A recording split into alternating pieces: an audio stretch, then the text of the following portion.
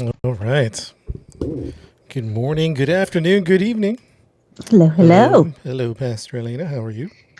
So good. Fancy meeting you here again. Yeah, what are you doing Hmm? here? I'm You just know, kidding. I'm just kidding.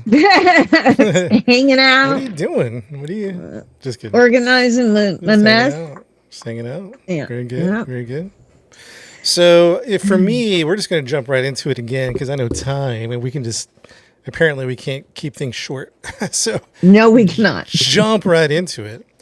So if you guys are watching later on stream, if you're watching live right now, just imagine kind of like a big voyage. I don't know what it was like early on when the discovery of the Americas, what it was like to cross the Atlantic, preparing for the voyage, going on the voyage, the arrival. I don't know. Was there a halfway point? Was there a docking? I don't know. Or what that was all like. I kind of get bits and pieces of it. I kind of view what we've been through for the past 10 years of VR and MMO church as a voyage. Like 10 years Mhm. ago, which is crazy to think. And there's a lot, maybe we'll save all our comments about how crazy 10 years is and all the kids are adults now, you know? So, like, when we think of like a voyage, like we've been on this thing for like 10 years. We kind of built this boat. It was kind of rickety, and then we added some more planks, and then we added people and crew, and we set sail, and then we added more crew with VRChat because we started out in Altspace, and then VRChat, and then Rec Room, and then Rust, and then Final Fantasy, and then whatever else we were just kind of doing. And so we've been on this long journey for 10 years, and it's been an amazing journey. It's been I think, very challenging in many ways, but very rewarding. It's been a beautiful, Yes, beautiful experience. that's a good word for it. A beautiful experience. Yeah. And as any proper voyage would have, there's going to be, leaks in the hull that you have to patch up. Maybe you got off course and you had to redirect your course back on the right track. Things break, things you have to fix, mutiny among the crew. You know what I mean? Yeah. All that type of stuff, the good, the bad, Mhm. the ugly of church planning, of creating a church community. And we've been through storms, all types of different storms, big ones, small ones, personal ones, together ones. In a sense, since we are connected as brothers and sisters, we've shared these storms together, and Mhm. it's been interesting. We've had enough. I feel like that Paul's scripture a little bit, maybe not the extent of Paul because he was pretty hardcore when he talks about like, I've been shipwrecked twice. I've been, in the prison. I've been this. I've been that. Okay, Eaten by Paul. bears. Yeah, you got the top. But also as a church planner, that when we pioneer these communities, I kind of feel all that. We've been ridiculed, we've been celebrated, we've had more than enough. We live in poverty. We've dealt with criticism. We've been, just the whole gamut of it all. And what I think for me, this isn't. I don't feel like this isn't a pretentious thing because I don't feel pretentious at all about it. But what I think is interesting is that 10 years is crazy for anything, whatever it might be, any type of community I'm talking about. The bingo at the library, a church plant. Many church plants don't last past 2 or 3 years. You know what I mean? Yeah. Yeah. Just anything lasting 10 years, I think, is significant. Yeah. Marriages, relationships, jobs. If you have a job for 10 years, wow, that's incredible. Yeah. Back in the You, day, that used to be normal. Now it's like, oh, right, right. yeah. Yeah. So it's Long wild time. to think 10 years, particularly for a church where statistically that doesn't look very good because, like I said, mentioned before, there's a lot of churches that don't survive 10 years. I don't know that many churches, I don't know this for sure. It's just my sense that through COVID, even legacy churches were struggling. So Yeah. I don't know what the church planning scene looks like. I was in that for a while. I've been kind of out of that since we were church planning in the metaverse and digital virtual communities and all that. Yeah. But it's been amazing. It's been Yeah. amazing, and we're not done yet. Yeah. And I have to say, the coolest part of it all is throughout it, w- through our storms and hardships and what have you. Hey, Gearless, Eric, good to see you. Um, but my favorite thing is the community, like without the community, it all would have fell apart. Like everybody just, whenever a thing was needed, when I was going through a thing, or you were going through a thing, or whatever, we were all going through things together all at the same time. Everybody would, like, if they didn't do what they do, um, we wouldn't be here. So many people Yeah. Yeah. stepped up and swooped in and did what Yep. needed to be done. And it's amazing. I agree with that. I think again, this isn't this not feelings of pretentious. It's just reality. Like I think we just Yeah. built it well. Paul calls himself a master builder, and I think that I kind of resonate with that. What we've built with a fraction of the resources of something comparable in the physical world. Continuing 10 years now, a lot of these would be shut down. Whatever it was, virtual, physical, if they went through the particular path we went through, they would have shut down, but we have it. And I'm just Yeah. affirming what you're talking about. It's the community. It's always through, I feel like we've been, let's call the world tested. And I think stressed, like the boat was really stressed through different seasons, different, victories and low moments. The crew's getting sick, this people are jumping off ship, all these things. And I think you're right. There is always at least one person, and I use the word tank. That's from like Yeah. MMOs like World of Warcraft. There's always one person tanking or carrying is the other word. Was carrying the ministry. It was me for a while, and then it was you, and then it was Pastor Coco, Alice, and even like Shy Dreamy bringing energy to the Discord, and all that energy that everyone brought. And I'm not even saying that out of like flattery. Like I'm mentioning Alice and Shy just because that's no, you legit that energy through me, you, Pastor Coco, by ourselves, you know what I mean, and together, but by ourselves, all of those people, coldest, I mean, you just name it, and that is just really special. That there's always been an individual carrying the ministry, and I think that's powerful. It feels like it feels just unbreakable, not because of human. This isn't a human arrogance saying, "Hey, this is unbreakable." You know what I mean? It's just that it should have broken several times throughout the year, and it never did.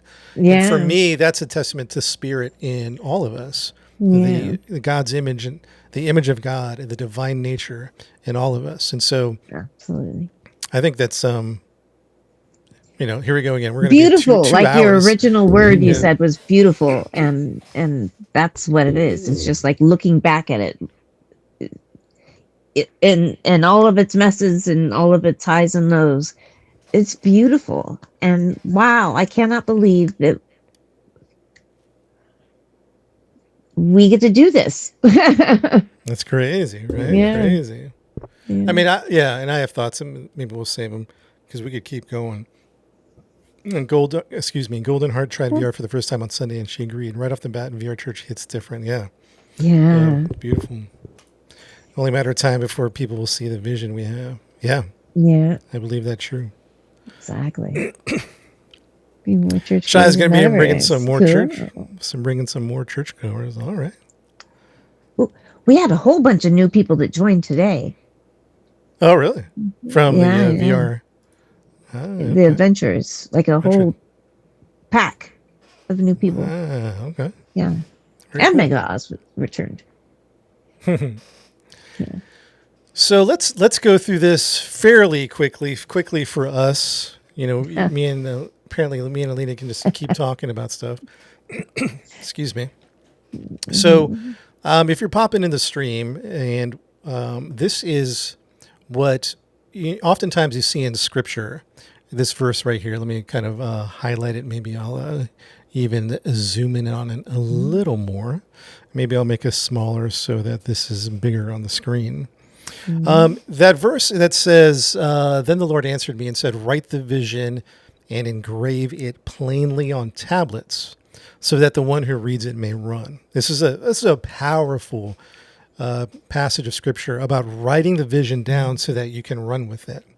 And writing it down is important because if we just talk about it, if we say it in passing, I don't know that it would stick throughout the whole community. Everyone should be able to read and go, okay, here's the marching orders. Here's the direction that we're going in. And so why is this is something that we're doing now? I think there's a couple of reasons why. One is it's the 10th year anniversary. So anytime you hit an anniversary, it could be a relationship, a marriage, it could be anything, a business, let's call it, and we'll say here at church, where you stop and go, oh, okay, let's take stock. So and we've been using the analogy of sailing on a sail ship. Now imagine that sail ship has come into dock. Now we're docking at port because we need to resupply. We need to patch up the hole. We need to maybe patch up the sails, maybe get brand new sails. I don't know what we need to do, but it's kind of like, for me, spiritually, we have this moment at our 10-year anniversary to dock the ship at the port and take an assessment. Man, we're looking back when we do our 10-year anniversary in June. We're looking back and we're celebrating like where we've come from, all the good and the bad and the ugly, man, just the storms and the victories and the celebrations and the criticisms and all that's done. And then we look at the past, we take a moment to see where we're at. Like we're looking at the ship, the sailing ship, and we're looking at what needs to be restocked and repaired and all those things. It's like everything is this, we're doing a top to bottom kind of like evaluation. What's good? What's bad? What do we need to keep? What do we need to go? And then it's like, all right, we're, and by the way, part of that is letting people on and off the boat. Like Eric was talking about bringing people on the boat. And there's some people that might be, this is their time wrapping up with a VR church. Like I find what I've noticed during transitions like this is sometimes people want to get off the boat, not because they're bad, not because we're bad, not because they've done anything wrong or we're doing anything wrong. It just could mean the growth of an individual or the growth of our community going two separate ways. Paul and Silas kind of separated visions, and that's good. That can be a good thing. It doesn't have to be a moment of contention and strife. And sometimes people make it that. They make it bad. I got it. You're bad. I got to go. And that's I feel like that's an unconscious way to look at it. Where a conscious way to look at it is if you're getting off the boat, being evolved in a sense that goes, okay, I think it's time for me to move on, to go explore other ministries, to do my own ministry, that type of thing. So I think it gives people an opportunity to get off the boat if they want to. And an opportunity for us to really encourage some new crew, some fresh sailors, if you will. So we're writing the vision down. We're engraving it plainly on tablets so the one who reads it may run. I think there's a couple things to think about as we go through this. Like, I think the one thing to think about is as we sail on the next 10 years, I kind of feel like we found out who we are, which is a kind of a weird thing to say. It kind of like sounds like a young adult. I found myself. You know what I mean?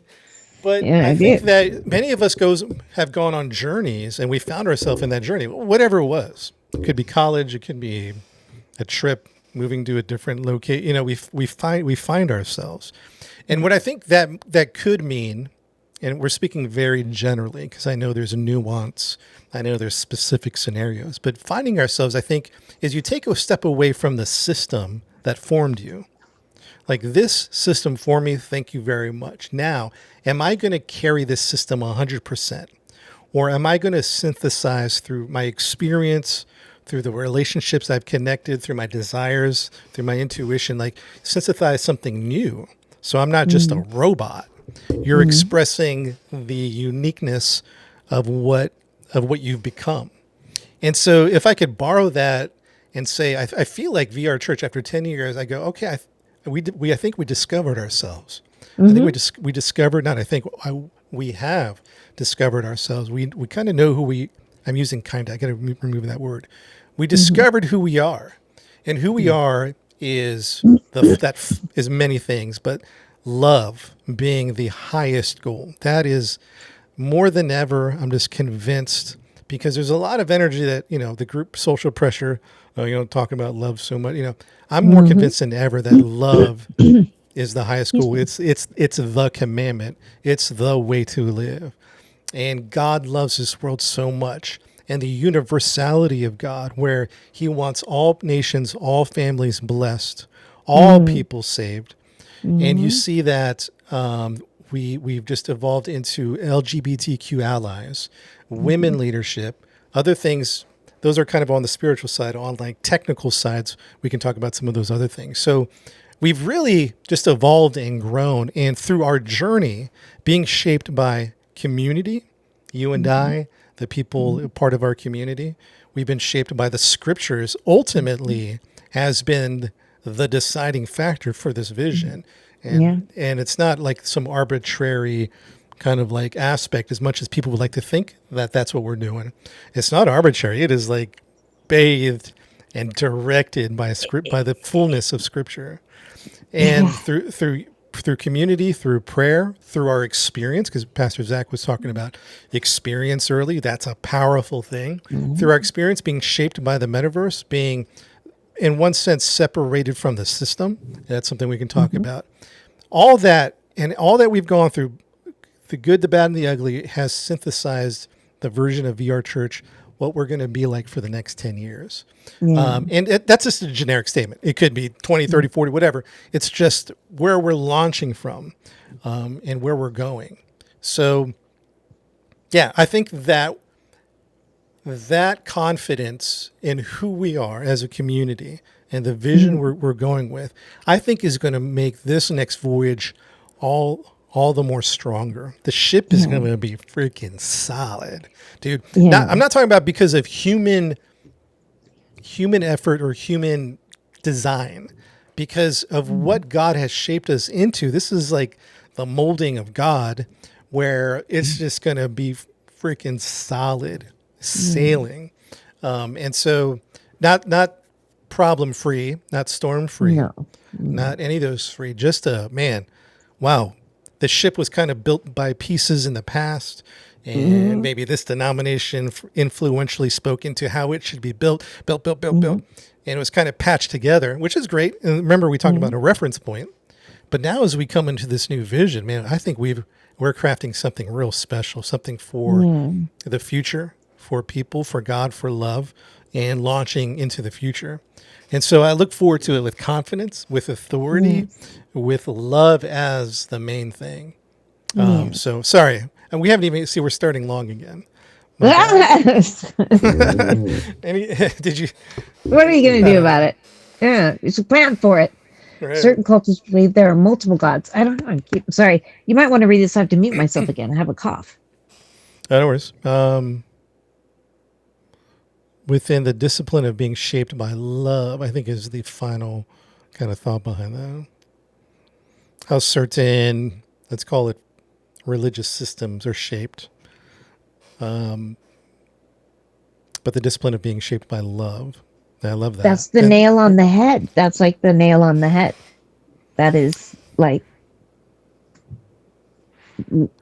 what shapes us individually and as a church. And the reason I'm so excited and confident for the future is because I know it's being driven and shaped by love. And love truly does like overcome all, right? It is, how can you not be confident in a future that is shaped by love? That's beautiful. Yeah. Which is needed more than ever. Yeah. So let's go read through it. I don't know if I'm going to read everything word for word, but maybe we'll read a lot of it. So the purpose of this document, called Voyage 20, is to write the vision down for the beginning of a new journey. We are preparing to set sail for the next 10 years of VR Church and MMO Church. I encourage you to read this vision thoroughly. I'll post this link in Discord so you guys can read it. Now, like with any good vision marching orders, there's the vision, right? So we're going to set sail with this vision. We're going to head in this direction. Doesn't mean that there won't be alterations, maybe course adjustments. Maybe as we start to synthesize this new experience, people from the community say, hey, if we go around the rocks to the left, we'll miss those other rocks to the right. So it's going to be the captains, like, if you will, Pastor Alina, Pastor Coco, Pastor Alina, the captains setting the direction of the sail. But it's not like okay, let's go. There, you can't speak into this, or Yes. I don't care about the rocks to the right. There's going to be collaboration. There's going to be connections along the way, and that's part of the community. That's part of a relationship that we have. But you do need like a team captain. You do need like, let's say, a boss for the leaders to say, "Hey, let's go this way." And Mhm. then along the way, be like, "Hey, are we still doing good? No, let's take a little left here. Okay, we're going left," or all that type of stuff. Yes. So read the vision carefully, because we want to talk about kind of three main things: love, restocking, and renewal. Let's get into the first thing here. We built this boat 10 years ago. So think of our church like a pirate boat. We built the boat 10 years ago, and we set sail on many adventures. We've made many friends. We've won and lost many battles. Through peaceful oceans and vicious storms, we've continued to sail. And that is important to celebrate. We continue to sail after all these years. Through our journey, we've grown strong and resilient.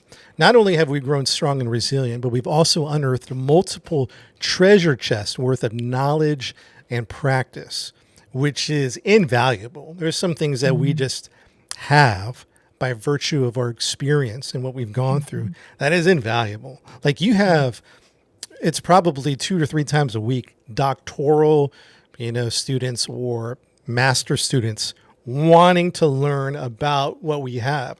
So think about that. Yeah. A doctoral, a master's student, a college student, higher education is like, hey, tell us what you've learned. Because Yeah. I feel like an acknowledgement that you guys know something and you guys have unearthed something that many haven't because of your Mhm. journey, because of your longevity.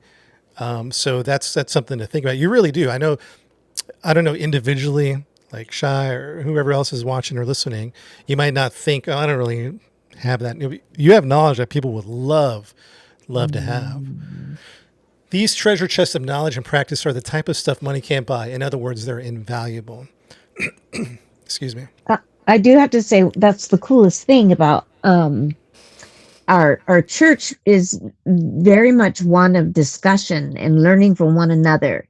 It's not just a hierarchy of these people.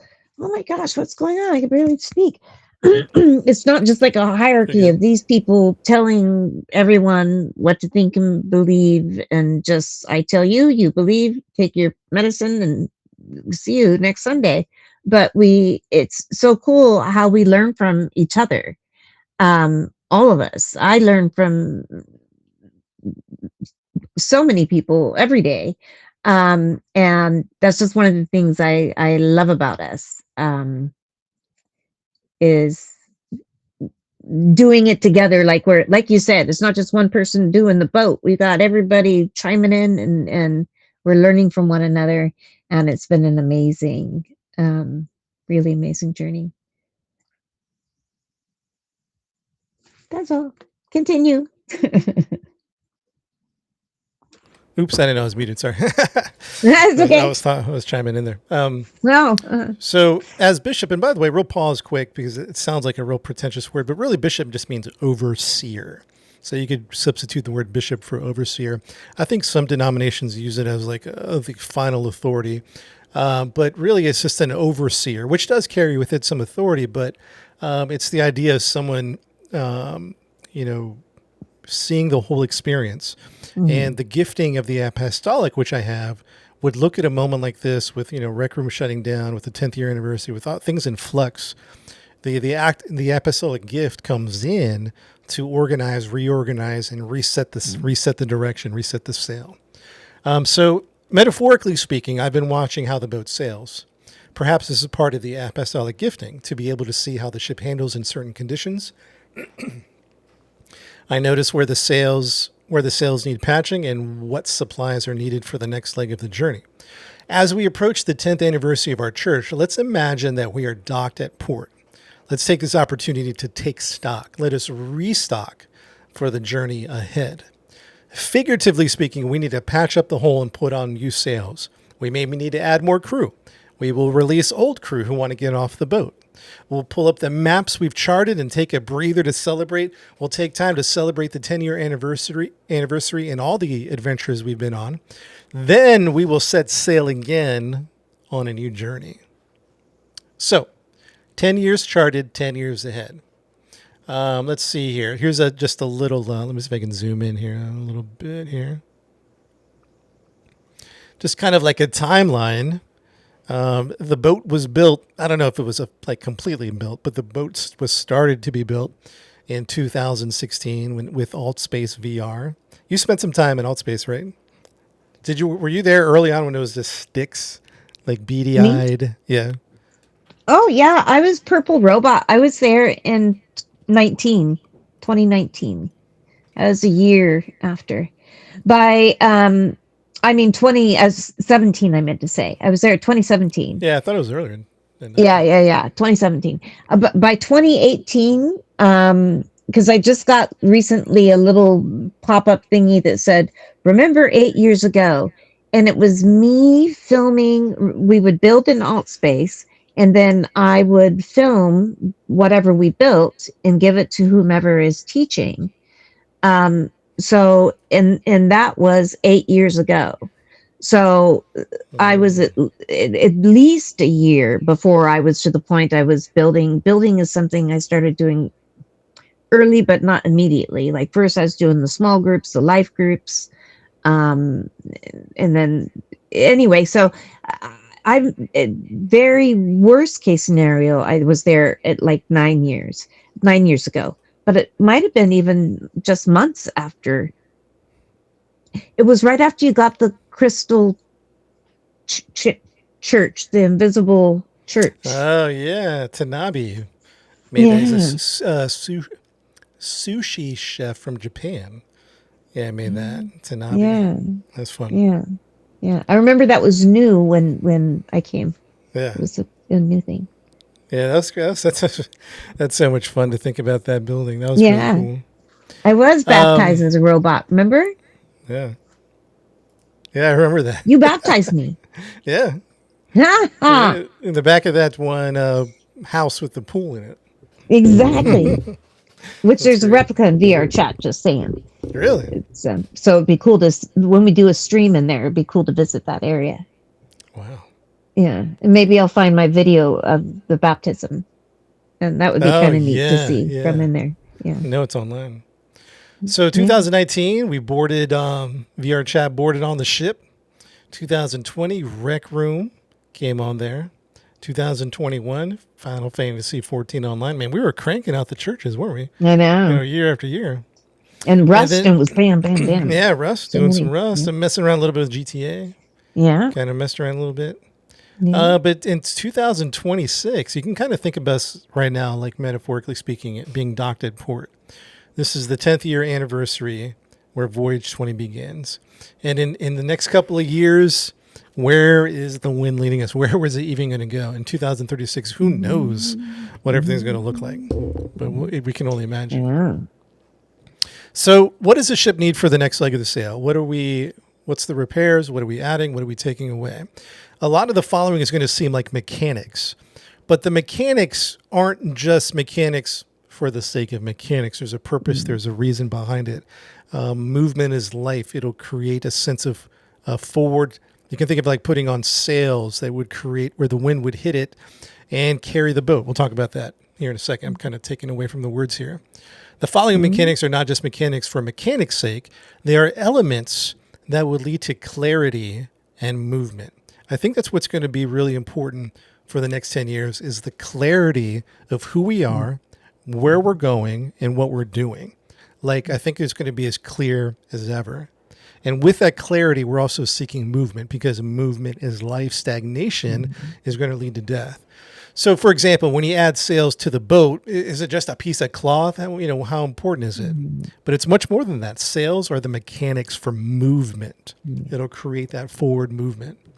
So the following, in other words, and in the same way, the following may seem mechanical and unimportant to our voyage, but on the contrary, these are critical things that are going to help us move forward. Some may confuse this as a rebranding, and maybe there's an element of truth to that. That's rebranding is definitely not what I'm going for. But let us think more transcendent. Let's think of the word renewal is the word that comes to mind. Lest we become, and here, this one's critical, man. Highlight this one. because I've seen this, I've experienced it, and there's a lot to say about it. So I'm just trying to like think through how we can curate our time and our words. But renewal is important because then we'll just become like the churches and institutions of the past who fail to renew and find themselves stuck in the mire and muck of the seas. So that I've seen that, I've experienced that. God himself could come down and say, hey, let's do, we're not hearing it. We're so in the rhythm of Yeah. who we are and what we do. We can't even hear God, Yeah. so to speak.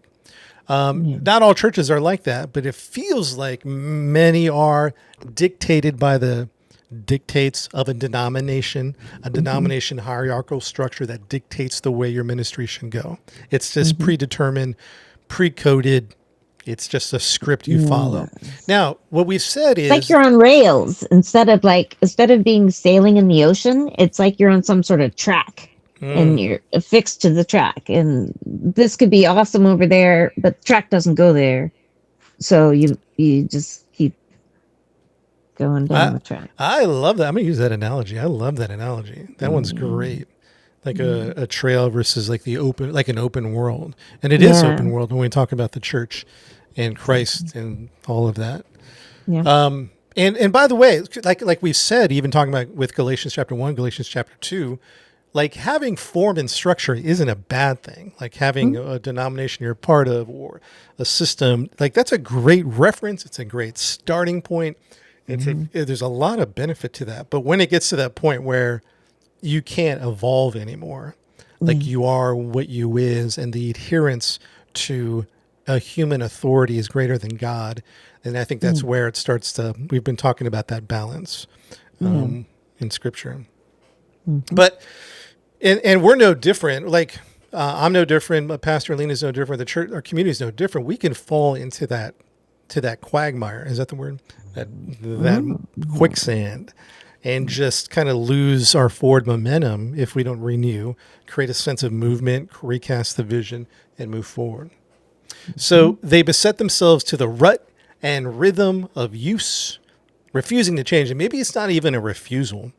When I think back about this, maybe it's just like the next part says, change is hard. It would be very hard to change. I heard one church that tends to be innovative talk about how when you exercise the change muscle, you have to keep exercising that muscle because then that atrophy sets in and you're not changing, you're not evolving. So change is hard, but necessary. And sometimes it can be, let's call it painful because, lifting weights it takes effort. You have to think and it takes effort and you have to do something. We could just sit and relax and just let it be what it is. You know what I mean? Because we've always done it this way.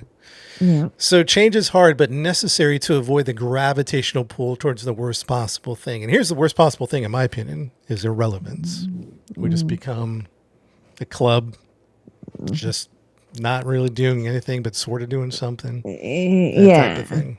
Yeah. No, I don't. It's important to me that what we do is fruitful. I mean, I'm doing this, all of it, like in service to God and then service to everyone else, right? To each other. And so this idea of getting stuck and not moving forward, not changing, just kind of bobbing in the water kind of thing. That's not why I give my time, if that makes sense. Like That makes sense, yeah. it's a lot of work, and it's important to me that we're really helping people. Yeah, and change is tough. That's a hard thing. I think for me, I have less of a resistance to change, but there's probably something about my personality that wouldn't like to see different, but I kind of the change doesn't bother me as much as some, but I do think for some, change is going to be hard. So we have to, as a community, as leaders, just to encourage people like, yeah, this is going to be there's always going to be like a negative side to these. Like we're really are very positive about the vision in the future, but Yeah. there's going to be a thing that we're going to have to deal with that because it's just Yeah. part of the change. Yeah. But we want to avoid irrelevance. So, what mechanics are we seeking to employ? Well, the first one, and this is really the foundation. Well, let me see what Shai has to say here. God designed us with an emotional reward system for helping others. It's part of the grand design. The more you live for others, the more you're rewarded by God. Yeah, I love that. Yeah. That's Yeah. right. It's so true. That's gonna dovetail with what I'm talking about here. Yeah. The first one that we're looking into, or the first mechanic, if you will, is theology.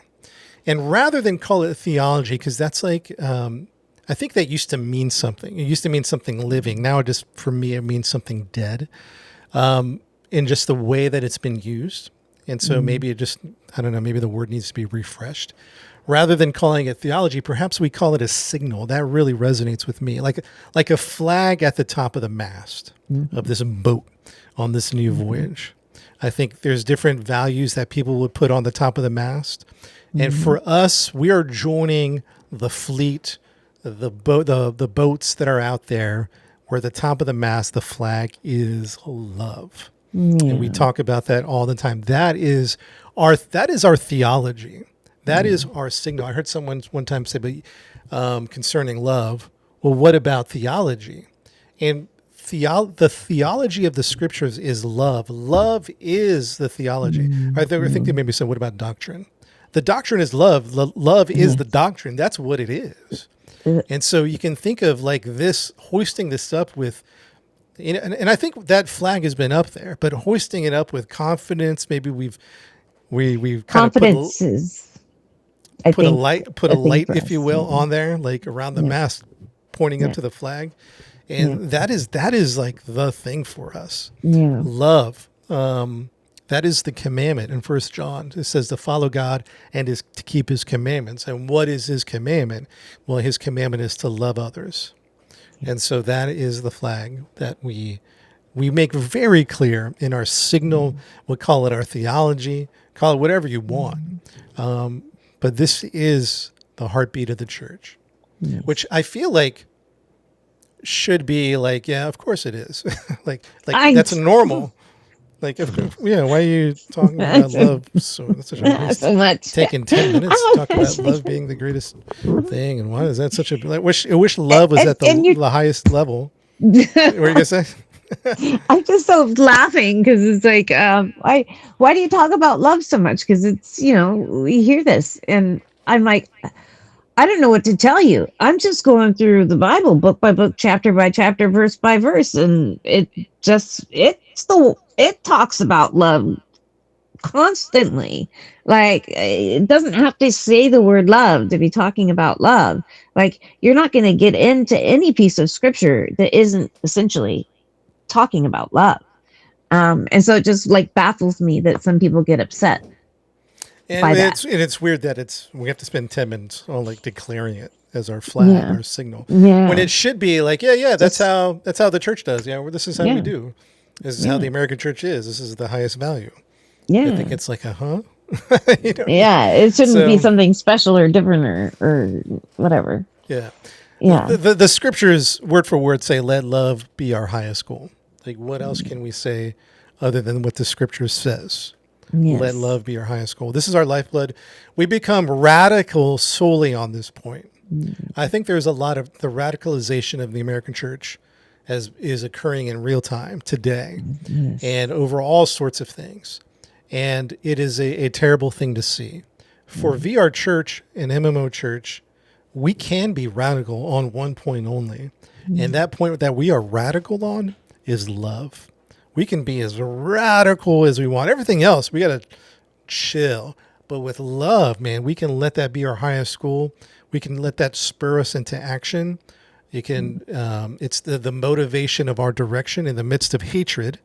Because I do think the hate flag is up big time on many ships. But love is our highest goal. That's our lifeblood. We become radical solely on this point. Love is the greatest commandment of all. To love God, to love others. You're just So, making me all emotional. right? Yeah. Yeah, it does. It does. I think it Yeah. does get emotional. Yeah. We don't. I kind of mentioned in the last podcast, we don't want to get too off track with the hatred that is Mm. the new flag that's being raised, that's being called God. Mm. Yeah, we'll stay on track, but. Yeah. So new sales to create a new sense of movement. Back to mechanics. Allow me to take a moment to declare new mechanics or sales to create a new sense of movement. I'm going to rattle them off. It's going to be a lot. Bam, bam, bam, bam. Buckle up. We've been chilling, Mm-hmm. been kind of flowing with it. But now it's where the rubber meets the road. It's going to be a little head spinning. So just everybody relax. Okay, we'll be okay. The first thing is a new website, really an updated website where I think it's important for people to see that love is our living signal. I'm going to talk a little more detail. Let me just hit this real quick.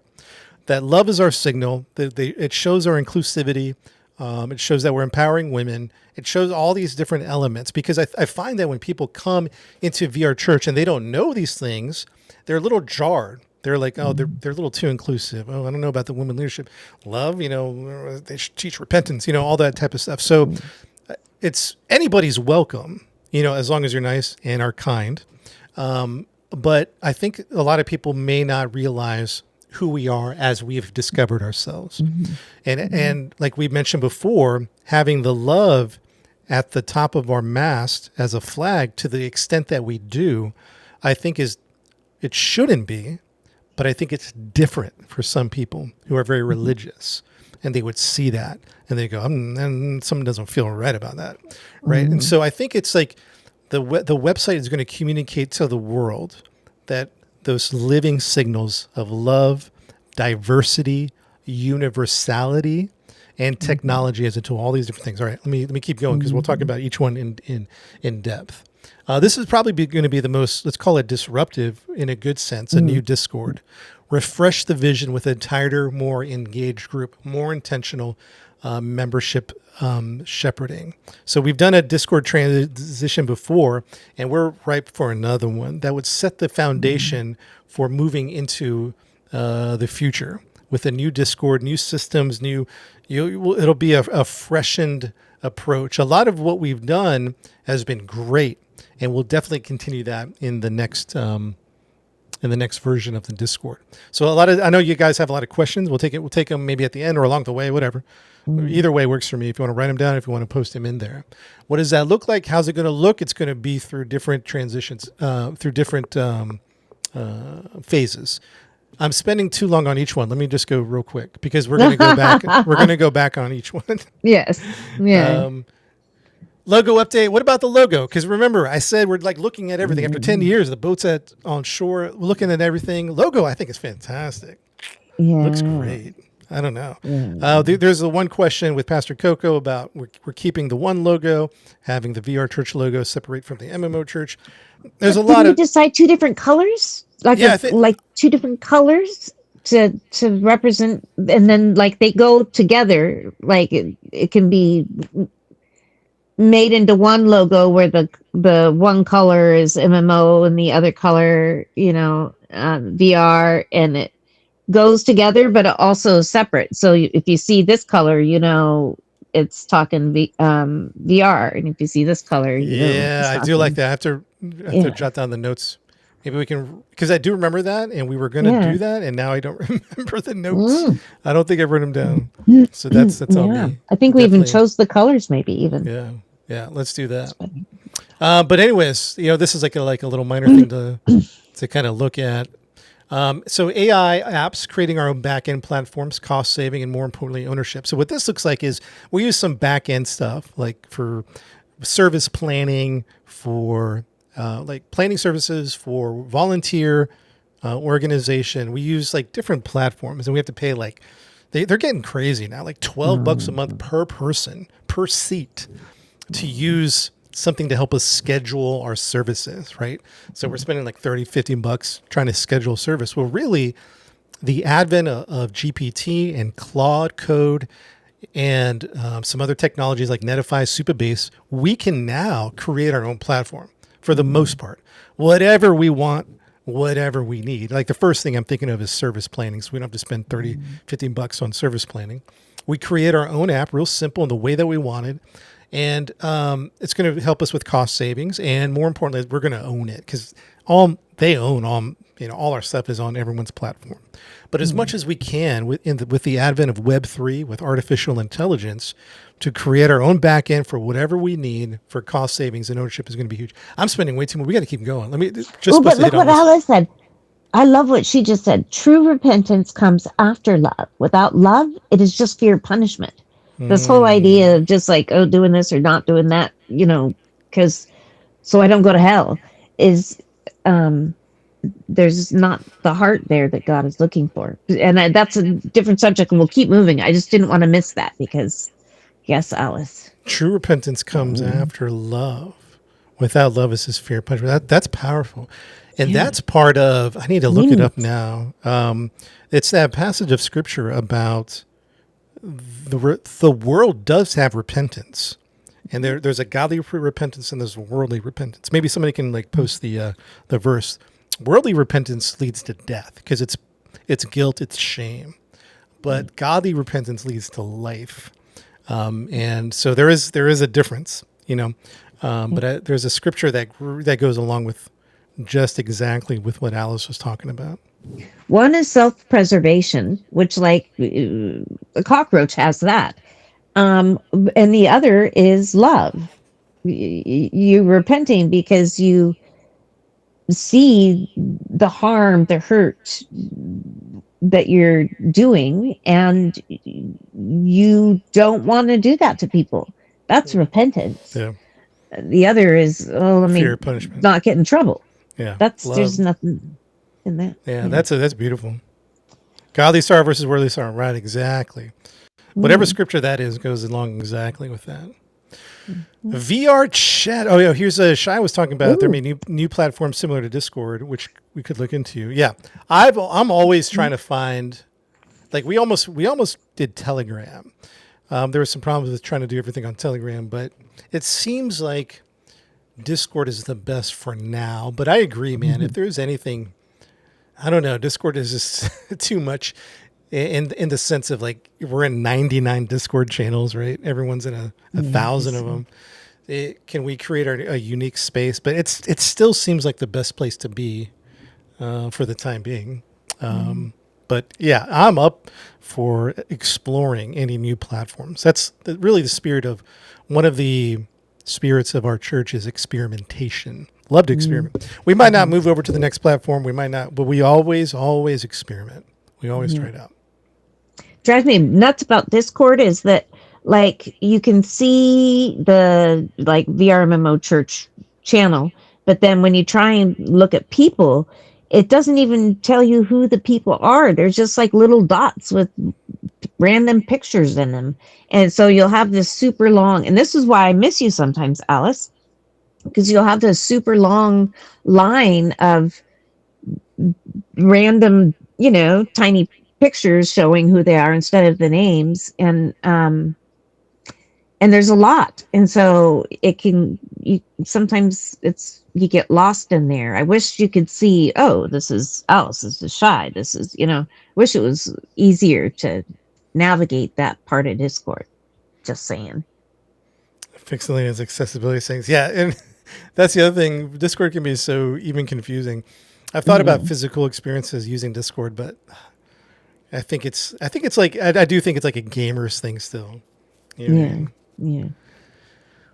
So the next thing that we want to have vision for is the VR chat world. So we've had the VR, and I'll give you let's just save it for the long version of the story because we're all going to break these down. A new service time. We're thinking about 1 p.m. Central for service time. A seminary reboot.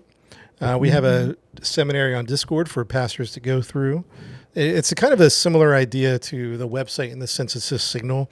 Like going through the seminary really kind of orients you to, okay, this is how they do ministry. This is what they is, which is love, right? Inclusivity, universality. So that kind of helps out with leaders getting into it. I think in the past we were trying to integrate leaders and, there was a misalignment. Yeah. They're not wrong. They're this isn't a judgment against anybody. It's just, or we're better. It's just a misaligned. You know what I Yeah. mean? So we're considering the seminary reboot. World building. This is the bummer for me with Rec Room that I'm really bummed out about. Is Rec Room was getting a little annoying with its, and I like AI, but it was getting like too AI, and it was just very uncurated. But it was still great.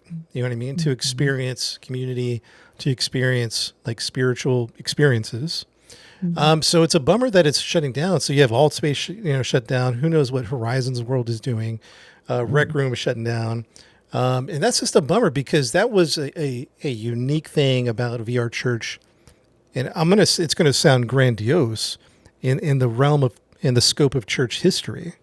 The first time you're experiencing the scriptures in a visceral, immersive, the spreading of the Red Sea, just looking up and being on the boat with Paul, in the storm wreck or the storm, and all these amazing things. And then Rec Room took it another level with animated aspects and the Easter build and the Christmas build. And so this is just a quick note that to keep our pulse on the world building.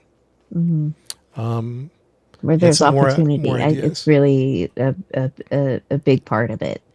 Yeah. When we find the right opportunity, the world building is. So there, at the very least, I know we're not going to be able until we find that new place to build every sermon, but at the very least, Alice and Simeon are saving the worlds. The mechanics don't work in VRChat like it. The world won't open up and you fall through the earthquake like we did on Sunday. That won't happen in VRChat. But the worlds themselves, static, will be in there.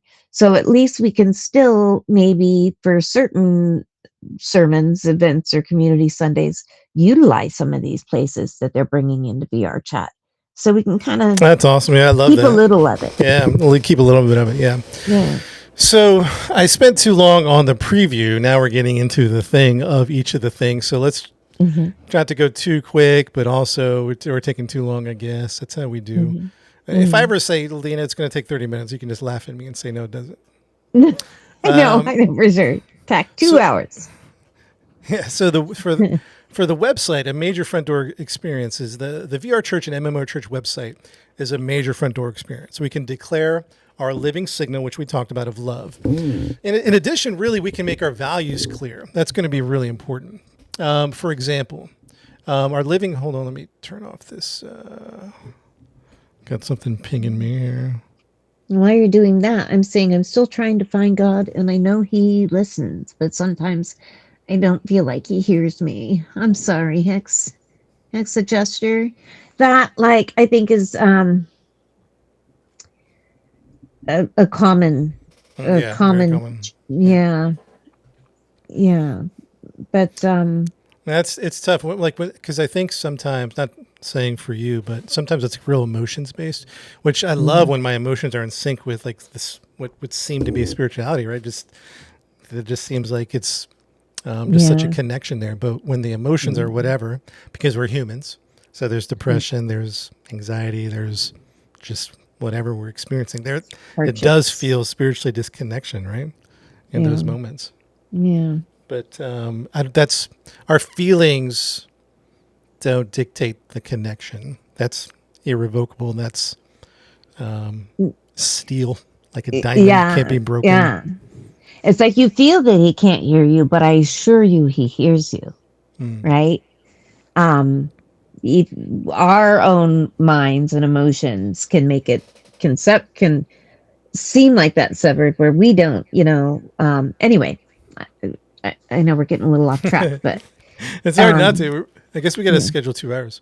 I know. So with the website, we're our living values posted as a declaration. So if you're just kind of popping in, I think one of the things that we've been saying is we've really discovered who we are as a church, as a leadership, just like the other thousands of denominations and churches and church history have discovered who they are and they do their expression. So have we. And so posted as a declaration to help with alignment and clarity. clarity for us, clarity for others, alignment for those who would want to board the ship. Because I think, again, like I mentioned before, not to beat a dead horse, people have boarded the ship really excited about it, and they were like, "Oh, there's a gay person next to me." I'm getting off. We've had people bail right away as soon as they found that out. Yeah. And so, yeah, part of that alignment is many things, like universality. The nature of the gospel is just so powerful that it reaches every corner of the earth, every heart. It's the heart of God. It's the thief on the cross. It's all these different things. Universality is a signal. LGBTQ allies definitely is a signal for us. Women leadership. Well, going back to LGBTQ, we want people to feel safe, to know that they're safe. They're not going to hell. They are our brothers and sisters in Christ. Yes. So that's important. Not just universality, but the LGBTQ ally values signal. People know before boarding the boat, like this is how it is, right? And so they can. And if you don't want to board the boat, you don't need to board the boat. Hey, fairly well. You know, there's plenty of other boats out there for you. Yes. Women leadership. I haven't necessarily, for me personally, seen that rift. Perhaps you have, Alina. Yeah. Like, Yeah. have you? Yesterday. Oh, yes. Okay. Yesterday. Or Sunday, All right, whenever fair Sunday enough, was, a few days ago. Fair enough. All right. Yeah. So yeah, let's put that as a signal. Get on the boat. There might be a woman captain. You know what I mean? Woman captain. Yeah, it's crazy to think that's a thing. I know people look at that. We don't. I was going to go into the scripture for it. So there probably should be a line from universality, LGBTQ allies, women leadership, and there should probably be a line there because these are more like technological aspects from the relational side of things. But it looks all coupled together, and maybe in one sense it is. But I do think people know that this is an AI-powered ministry, that we don't, what's the word, unequivocally? Is that the word? Or without evaluation? Just use AI, whatever. But we will definitely use AI. Like, and I know that, AI is very controversial, but it's something we have to use and we have to experiment with. It's, in my opinion, a tool. And I know some people would get upset, like getting up to the boat. Hey, I want to get in the boat. I'm cool with the gays. Oh, the AI. Oh, AI. Oh, yeah. Never mind. I'm out. Yeah. All right. So that's just something that people need to know. AI worship, GPT, different things like that.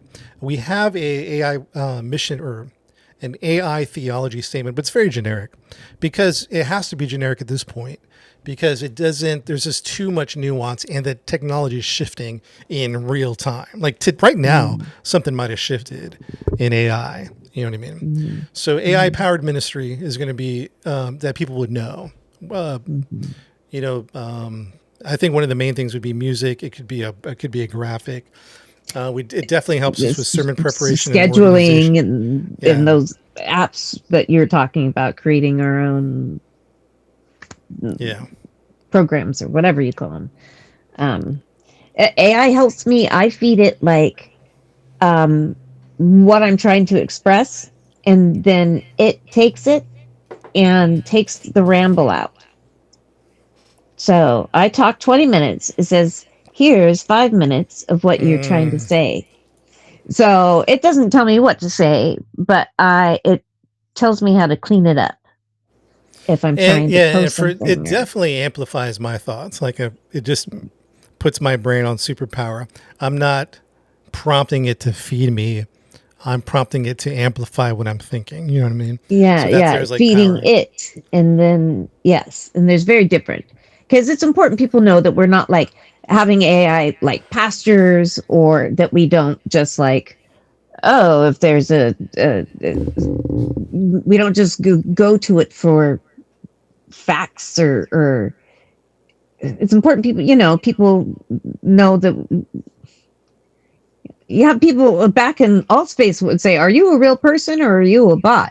It's important that people know that we're not using it as like a substitute for human, for what we came here for. It's for technical stuff, I guess. Technical, again, there's some creative elements that I think are a little more controversial. Excuse me. Eric says, in my opinion, AI is a new form of life, right? And the tech has come so quickly and so powerfully that we're still trying to wrap our brain around it, because there's this, what AI are you talking about? Like all of AI? Because that's so generic. Okay, you're talking about the language models? Are we talking about code? Are we talking about sentient applications? Or what do we, it's, you'd have to break it down for me in a conversation respectfully. If someone who was like, I'm anti-AI, well, like all of it? Because there's a lot to break down. And which aspect do you mean? And then I don't mind diving in. Like, let's say we found out there's an aspect to AI that is just, let's use the word unethical. Let's talk about it. Let's show me. Let's read about it. Let's read the study. Because there's been, unethically speaking, for the U.S. dollar, when we talk about blockchain power, there's a lot of ethics issues coming into this, but fair enough. It's a tool essentially, and so any tool is going to be used in great ways or in horrible ways. That's how I view the nature of a tool. Yeah, definitely. Yeah.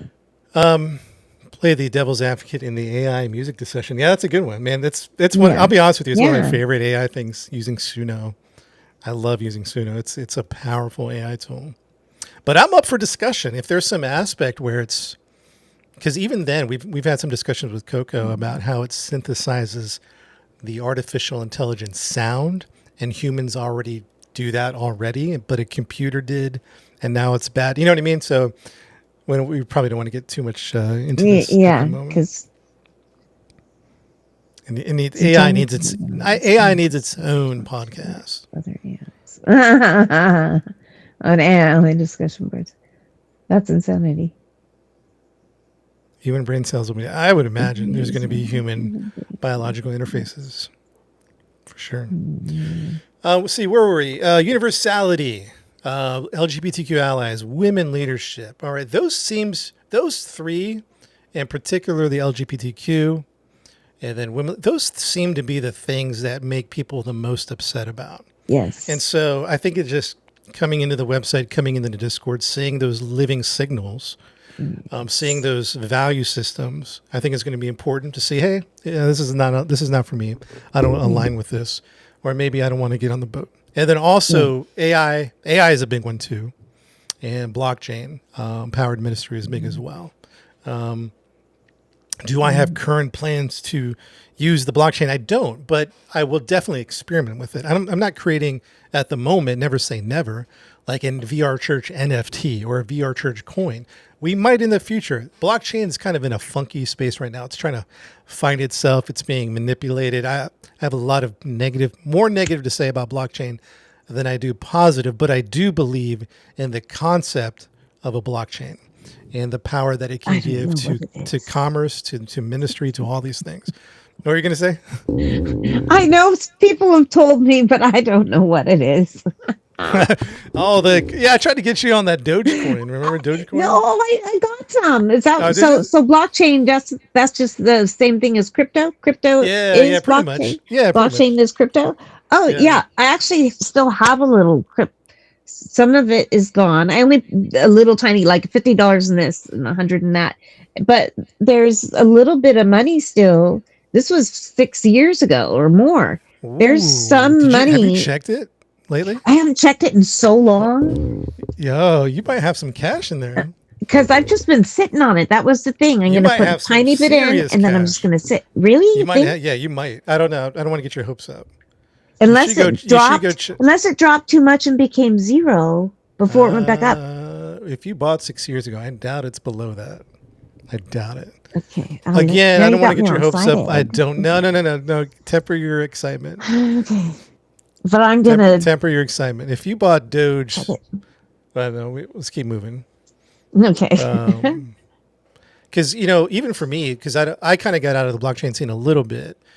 But a lot of blockchain helped pay for our move to Texas, for the first few months. It really helped pay for some things. But anyways, we don't want to get into too much blockchain. Well, now I know what blockchain is. Thank you. Yeah.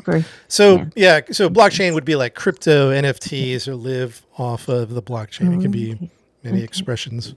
But the blockchain is like the foundation. But anyways, we don't want to get too far into this. Okay. Yeah. So yeah, here's why. Because somebody might be saying, why these living signals, right? It's kind of like, why are you putting it up there on the boat, all painted and plastered? All these different aspects. What is it about these signals? Why are you putting these signals up here? What is the importance of them? And I think one, again, we mentioned it, it's an alignment for people that want to get on or off the boat. Maybe if you're on the boat and you've realized, okay, this is where the boat has landed or become, I want to get off it. And that's fair. We've seen that through various evolutions and transitions of VR Church where people are like, yeah, this isn't for me. No hate. You're not a bad person, but there's just not an alignment there. Feel free to leave. Feel empowered to leave. And for those that are like, oh yeah, this is great, let me get on this one, which some people do. But side energy has been a huge problem for us in the past. Having conversation, religious side energy, to be specific, having confrontations about certain issues time again and again about the same topics distracts us from our voyage. Like as many times as we've talked about LGBTQ, the women issue, the nature of the gospel, all these other things, it's really just kind of, particularly last year when Pride Month is coming again, there was just a lot of hate, a lot of side energy. And that's not what we are as a church, to get involved in the side trail of really hatred at the time. But even just the amount of time and energy we've been putting in with religious experiences or religious interactions to really clarify something we've clarified maybe over and over again. And maybe we haven't been clear. So let us be clear with these living signals. Like, we were just trying to live. We weren't trying to be like ideological in one aspect or another. We're just trying to live with love. But the ideology has been smacked in our face enough times where it's like, okay, well, let's be clear in many of these different areas. You know what I mean? Yes. So let's as you mentioned earlier, these things shouldn't need to be on a list of being clear. These things should just be normal and as is. You know what I'm saying? But anyhow, yeah, I continue, please. If we have, well, I'll get your thing in a minute, chat. So let's find our language and focus to bring absolute clarity so that we may harness a laser focus. I think we're just, the next 10 years, we're just going to really enjoy that clarity and that vision and just kind of run with that vision. Again, so that there's not a misalignment. Our living signal, living values will be posted on our Discord website as a declaration. Then it's just going to be everywhere on Discord, social media, onboarding, for clarity, alignment, vision, all that stuff. And just real quick, and I know that this could get a long time. I think I mentioned this before when we were reading about Galatians. Paul talked about how he was called to the Gentiles. He's like, Peter, you go talk to the Jews. I can't do that. There's that. I think it was in Acts.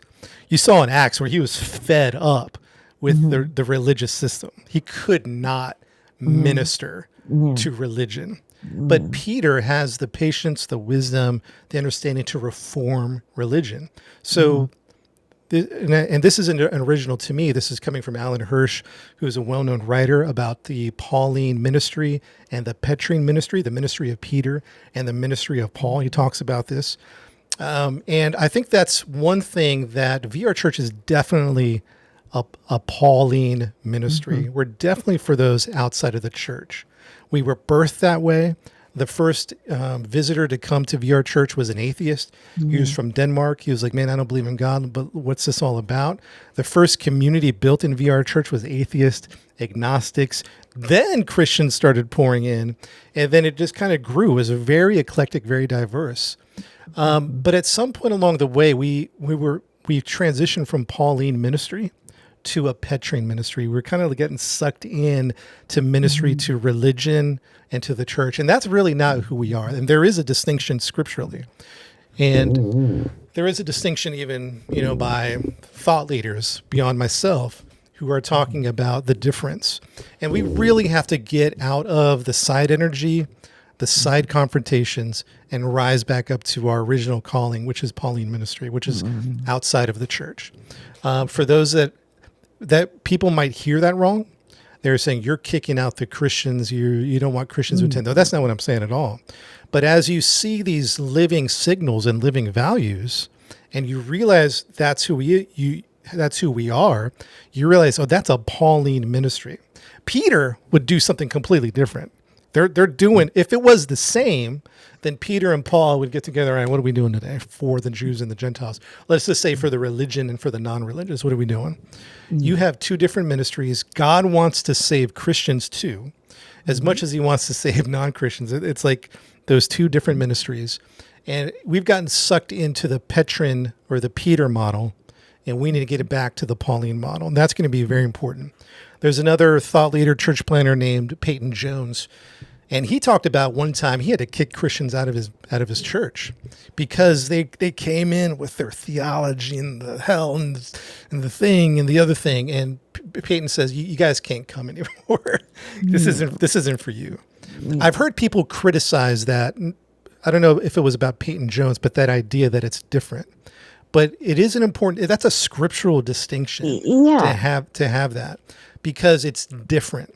It's Paul at Mars Hill talking differently than Peter would in the synagogue. You're having a different vibe, call it a vibration, call it a mindset, it's just a different type of ministry. We've gotten sucked into the religious side, the Petron side, and that's not who we are. We lose energy that way. Like you and I are very much aligned. Coco is too. Like we lose energy in that side trail. Yeah, it's not to say sucks. It sucks me dry, so I don't have what I need to serve well.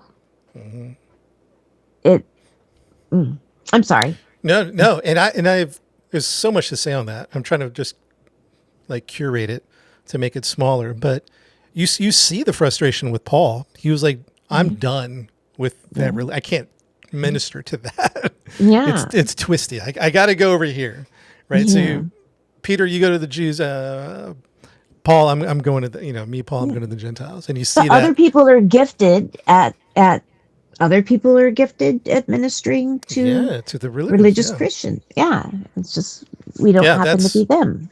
Yeah, and that wasn't I'm better. Paul's statement and the statement that I'm making isn't we're not better than anyone else. It's just different, right? So the Pauline ministry, the Petrin ministry, Petrin meaning Peter, Pauline meaning Paul. We have to really get back to that, or really we're just gonna sail. I don't know. Who knows where we're gonna end up? Yeah, it feels like we're going in different directions. We're trying to go different directions at the same time, and right. And it's not our calling. It's not our calling to do the religion. It's not our mission. We're not energized by it. So anyways, short story long, I think this type of living signals and values is going to help people see, okay, this isn't the ministry. And that's okay. Sorry. I know I'm jumping all over the place. So let me focus here. That's not saying Christians can't be a part of the community, because I gave the example that said Peyton Jones was kicking Christians out. Like, you got to go.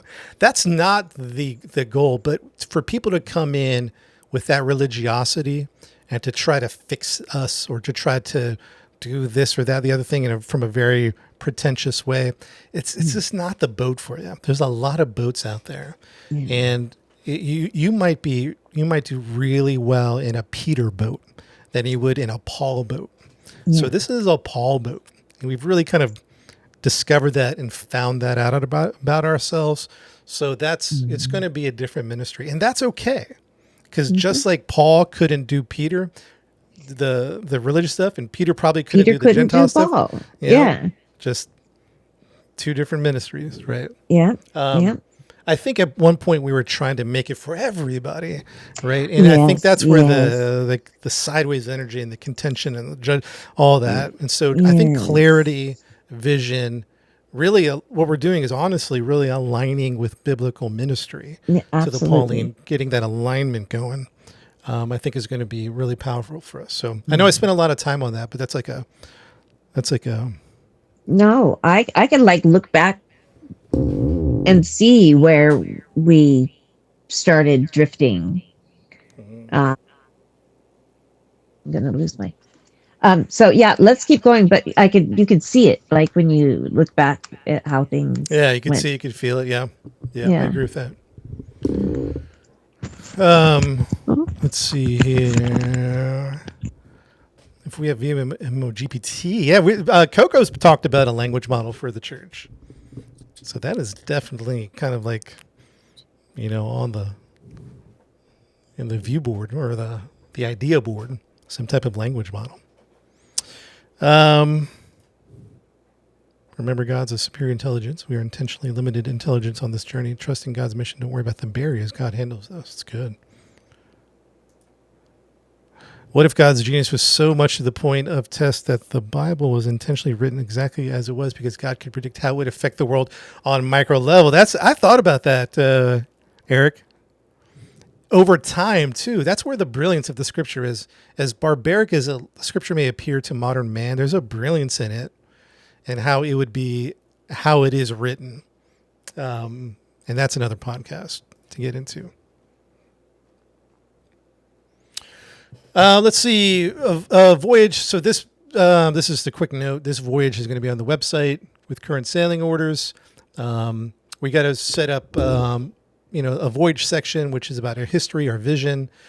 Sunday preview, what's coming up on Sunday, our 10th year anniversary page. So we got to do a lot of 10th year anniversary planning. It's all going to happen. I don't think all at once, but it's all just going to start happening. You're going to start to see some changes, announcements, a lot of announcements, prepping and preparing you for what's coming up.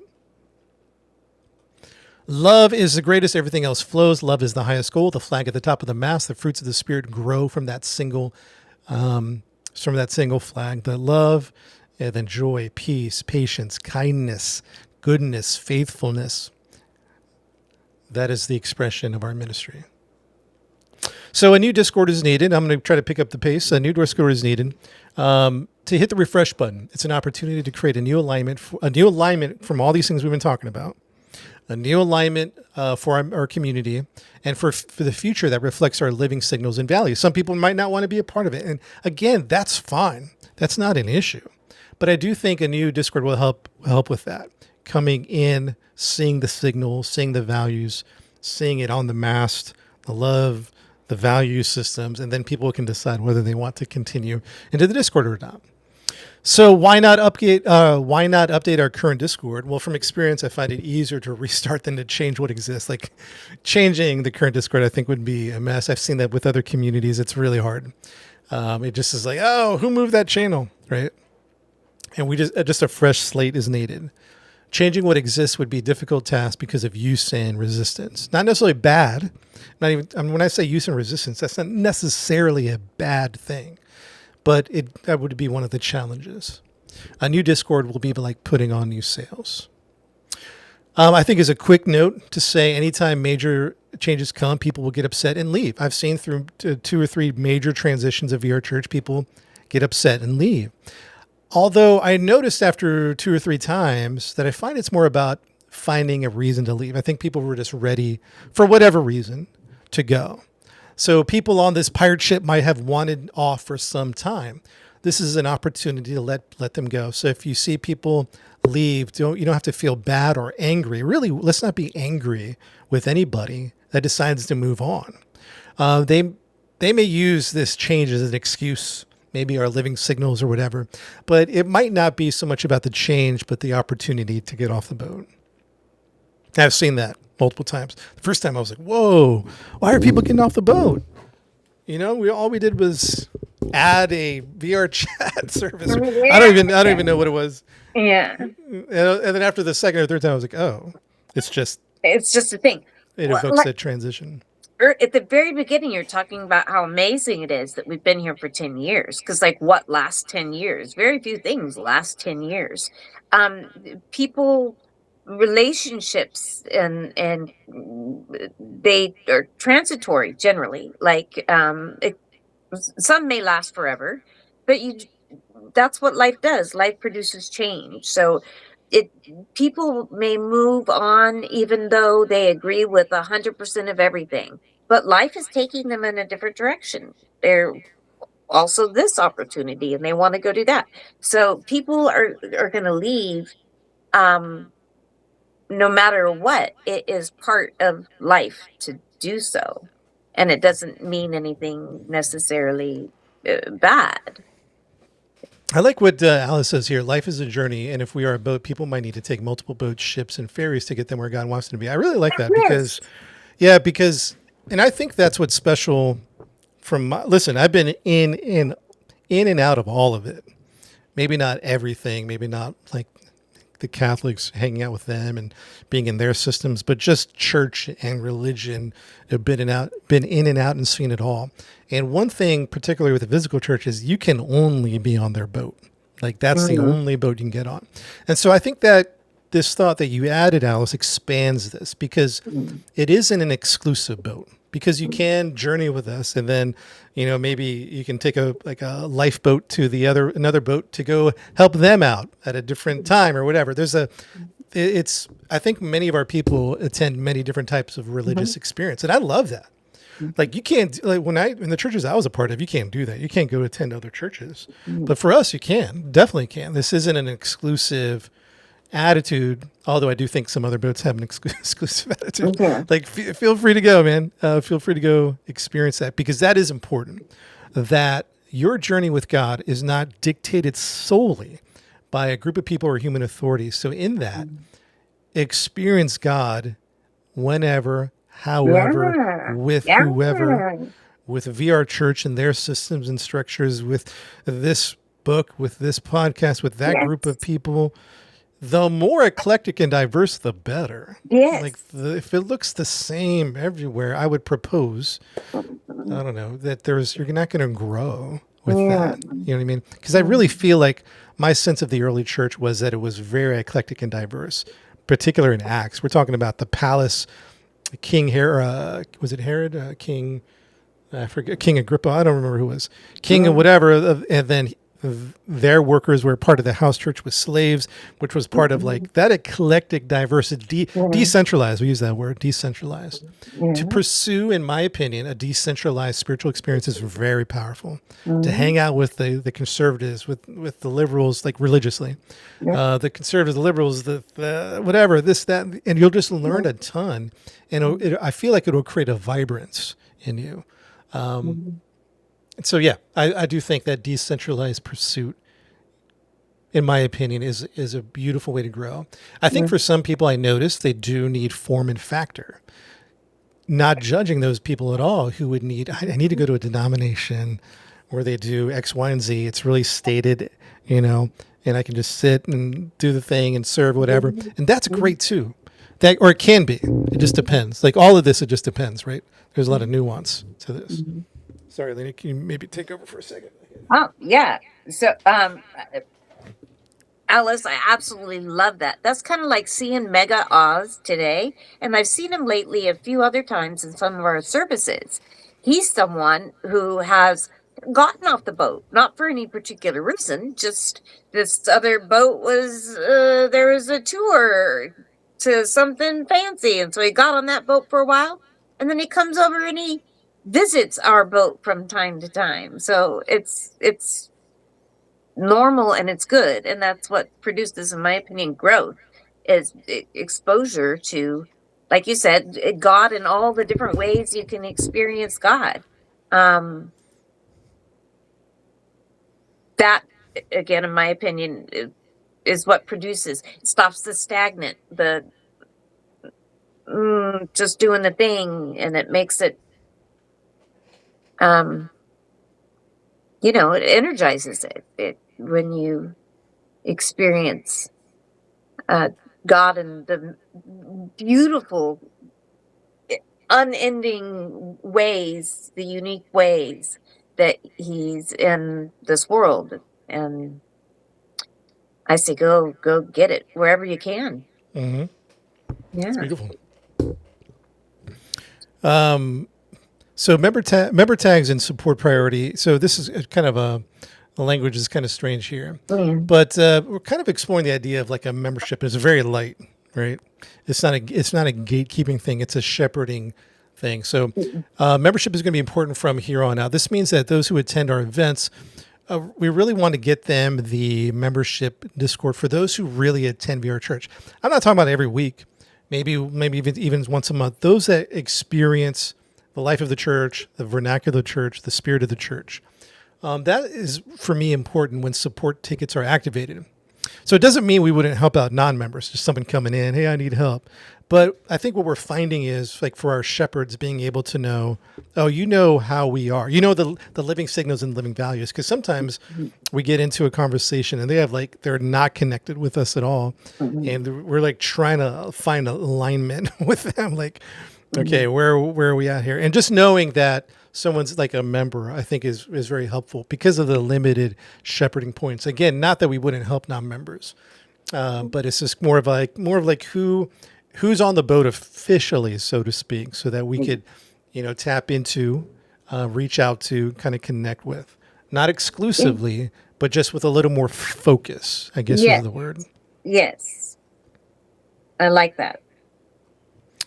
We talked about the logo of VRChat MMO Church. We'll have to kind of recap that later. The next part is the AI. Wait, hold on. Yeah, we talked about artificial intelligence. We already spent some time on that. Language models, music generators, really using AI code for any. We'll put this on the. Ooh, I like that. The passport. That's a better word. Mm-hmm. I like passport better than member. Yeah, I like that. Yeah, I have a negative when I hear membership. Like, it just always reminds me of my sister when she was in desperate need of help. She didn't have a church because she had some bad experiences that kind of made her leave the church, but she kept her faith in God, and she thought she was going to lose her son, and went to this church, just a random church in the city, and knocked on the door and asked. She was crying, just bawling, and she said she needed someone to speak with, and they told her, well, he doesn't see you unless you come for X amount of times, and not just come, but tithe. You had to have tithed X amount of times to be a member, quote unquote member, and then you can have access at that point. And so the word member always just brings back that I don't like the word. Yeah. And no, that's definitely not what we're going for. Like, you have to attend, to even talk to pastor, but it does create maybe like a priority or a passport for those. Yeah. Like, if we have 10 tickets, right, and one's a member and 9 are just people just coming in, having a question about, whatever. You don't have the shepherding points for all 10 people.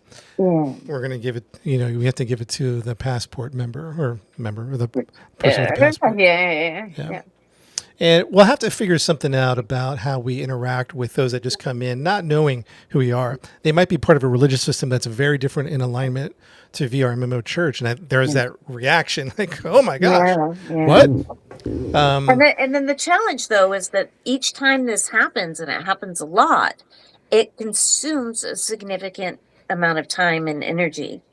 And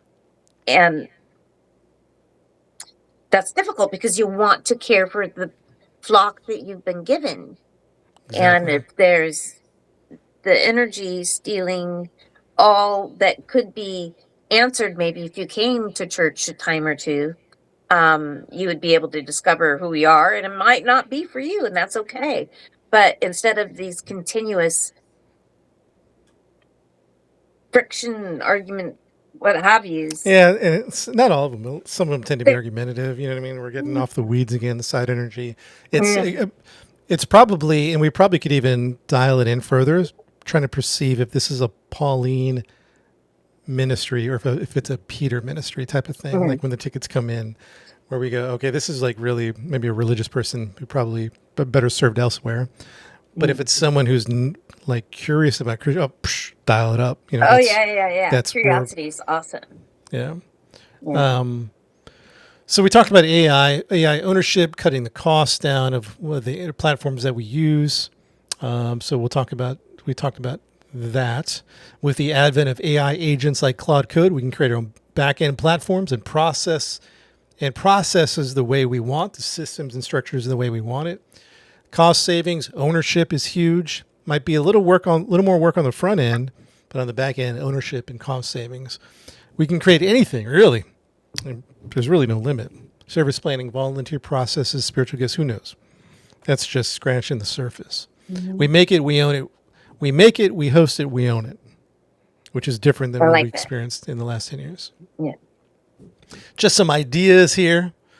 So, language models. We're talking about the VR MMO church language model, music generator, AI code agents for platforms for whatever. I think it'll unlock our brain. We'll start with like the no-brainers like service planning and whatever. But then we'll be like, whoa, we could probably harness an aspect of this to do X in ministry and do Y. All right, let's talk about VR chat. Let's talk about the state of the metaverse, shall we, for a quick minute? Ooh. In my opinion, the metaverse is far from dead. I could totally see why someone say VR is dead, MMR, the metaverse is dead. I could totally see why. All these things shutting down. Altspace shut down. Rec Room shutting down. Horizons is, like I mentioned before, who knows what they're doing. Thankfully, Facebook has carried the hardware for a while. But even like as a VR enthusiast, there's really development has slowed down and is nowhere near what 2D development is as far as, let's say, gaming. Let's just talk about gaming for a second. Like the games that are coming out are like more cutesy mobile game. Man, the hardcore games that came out early on, where I guess people thought VR was just going to absolutely take off.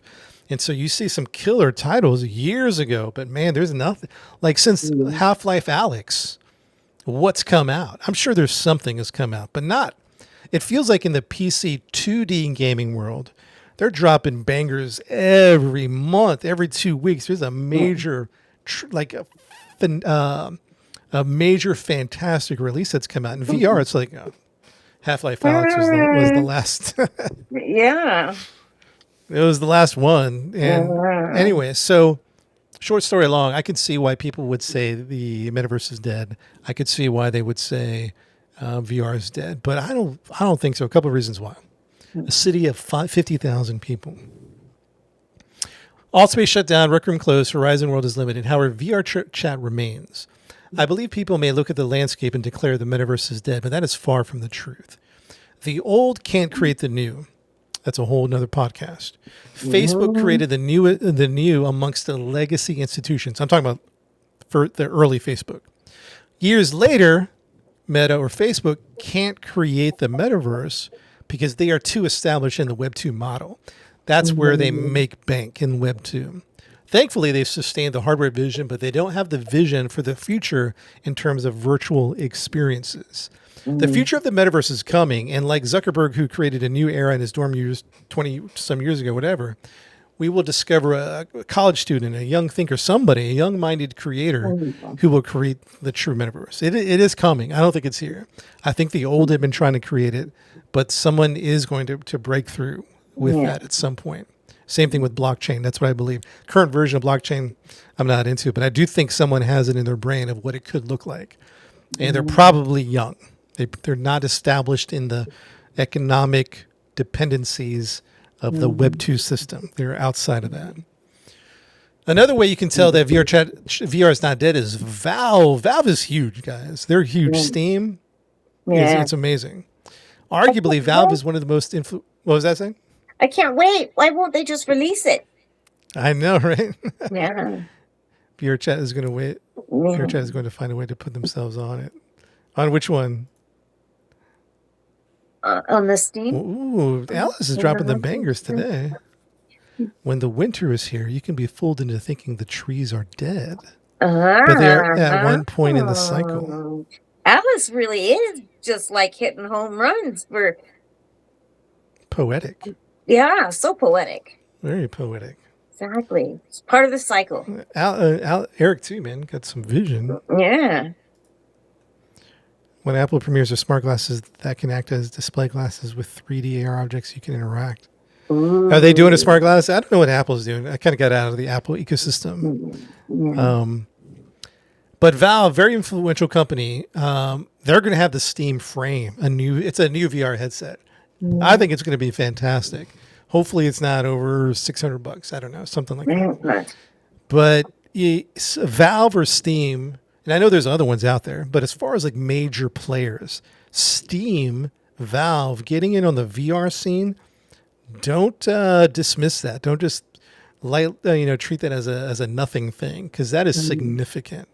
So that paired with this was what blew me away. Like, I'm part of what I'm trying to be entrepreneurial, trying to find my way in this world economically.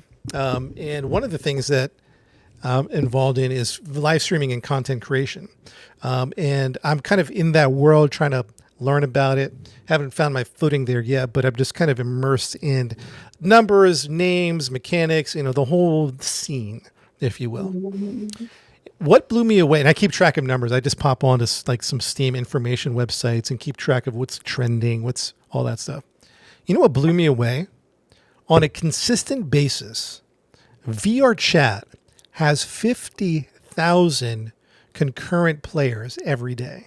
At any single moment, VRChat is rocking 50K at any moment of the day. I don't know about overnight, how that fluctuates. We could probably even, look it up. That is significant. Like, I could pull up Steam right now, the Steam numbers, and there's some like the guys that are never moving, like Counter-Strike 2. That's going to be at like 1 million or 900,000, and then there's going to be Dota 2, and then after the first 2 or 3, like, I don't know, these guys aren't moving. It really fluctuates. And Arc Raiders, it could be Battlefield, it could be Marvel Rivals. And really, I've noticed that, like, the top 10, I think the bottom number, like the 10th number, is going to be around 80,000, like currently playing. Yeah. So that puts VRChat at around 15 to 20. Yeah. The top 20 games in the world, the top 20 experiences in the world, and VRChat is going to be rocking the top 20. He's maybe 15 to 20. Probably won't get as high as that, never say never. But that's a significant number. And just kind of like at this point, just take my word for it, just being immersed in live streaming content creation and just looking at numbers. That's a big deal. Most developers would die for 50K numbers. That's just on Steam. I don't know what they're pulling with Meta or any other Pico sources or, whatever else is out there. That's a crazy number. And it's not even a game. It's not even like Arc Raiders. It's like it's a social platform. Social platforms historically haven't done crazy numbers. They just do okay, modest to mild numbers. And Rec Room was doing pretty decent at one point, which is too bad that they got out of the game, because they could have been the next Roblox, in my opinion. But the VR version of Roblox. But anyways, that's just a long way of saying these are crazy numbers. Games of any type would love to have those numbers. In other words, the metaverse, VR, Web3, in my opinion, is far from dead. VRChat and Steam Frame alone are carrying the next wave. Yeah. So maybe there's not a lot. Maybe there isn't 10 VR social spaces and 5 different headsets like there are phones and whatever experiences. But those are 2 significant things, VRChat and Steam, kind of carrying it. So I know we've experienced... shut down from AltSpace, shut down from Rec Room. Who knows? I get confused with what Worlds is doing. If they're open, if they're not open, whatever. But this is a city unto itself. Yeah. A city unto itself. 50K concurrent. It's pretty crazy. What do you think, Alina? Any thoughts on that? Yeah, no, it's I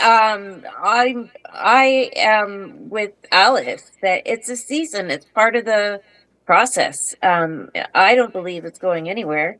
And I'm excited for whenever that youngin comes and figures it, and it starts like a rocket ship. And who knows when that could be, anytime. But in the meantime, I'm excited to get a Steam Frame. I've never been so happy to have a malfunctioning Oculus Quest. Get you a reason to get the Steam Frame, huh? Exactly. Yeah. So yeah, these numbers are significant. And that's not me trying to, like, I don't know, pump it up, it's not dead, people. I promise You've shown me this like before, maybe even before Rec Room was even talking about closing. You've shown me this. You've talked about VR chat and what it's doing. for a long time. Because it Yeah, really is incredible numbers, like within the top 20 of all the everything. Like, that's yeah. insanity. Yeah, we can look it up right now. Steam IBD.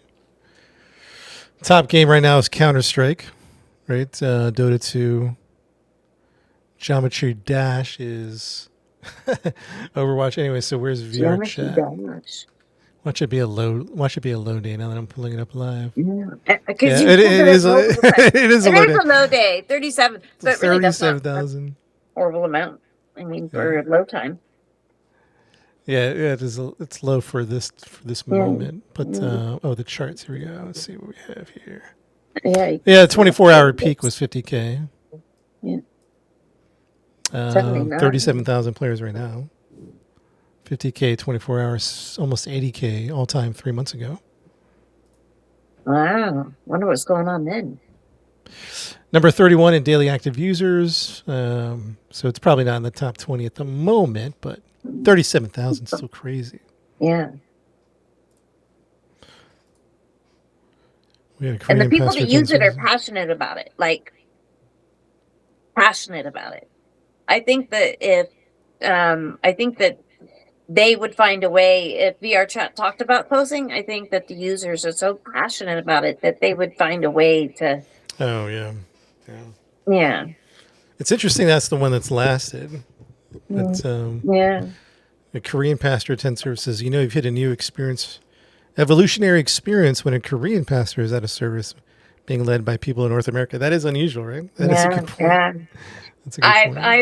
I wonder. I've met someone exactly that. He was from Korea. We spoke just a short amount. He says he doesn't know if he would ever see me or be back again because he's not supposed to be doing this and it's dangerous. Oh, really? Yeah. Like, where was he from?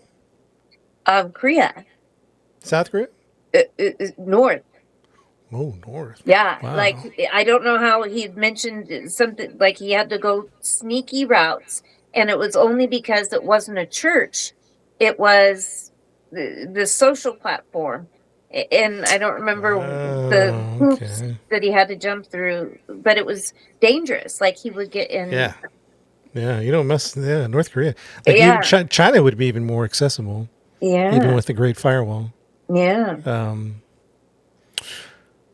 So we're going to talk. We're still talking about VR chat. While our church has been closed down on many platforms, we have the opportunity to dig down deep into a unique part of human interaction and further establish our community in VR chat, a city of 50,000 people, 37,000 at the moment. In this situation, less is more. We can find a focus for the time being until we can expand to make us what is unique, which is world building. Excuse me. I do think that's the uniqueness of VR church, world building in Rec Room. But until the time being, let's just like hunker down, if you will. But it's not just a hunkering down we're just kind of being reluctant, or what's the word I'm looking for? Being just resigning to we just got to do VR chat. No, this is a great opportunity still to really connect, to really expand. With all this in mind, we're looking to create a VR chat space. And here's the vision for it. It's to bring our worship center, our church park, and our church conference room into one experience. So you come in, there's the worship, over there is the park where you can do the community hangouts, and then there's the conference room for like meetings and different stuff like that. So a new VR chat is spaces where we really want to work on and really want to create. We're probably going to create a GoFundMe to help fund it. It's probably going to be close over $1,000, probably like $1,500 from what I've connected with a VR chat world builder. Some of the estimates coming back are in the $1,500 range. So it is pricey. It's a very pricey thing. And we need it to be done very well. And that's not against anybody. That's like, hey, I can do it. And we really want to find like a designer, someone that's well established in VR chat methods. And because, I've had well-intended people that were like, hey, I can build something. And, maybe they didn't build it very well. Maybe it's unoptimized. And so I do think it's hard. My observation, messing with it, because I've tinkered around with Unity, talking with designers and developers, it's hard to develop well in VR chat. I've heard that. Particularly at scale. optimization for the Meta headset standalone.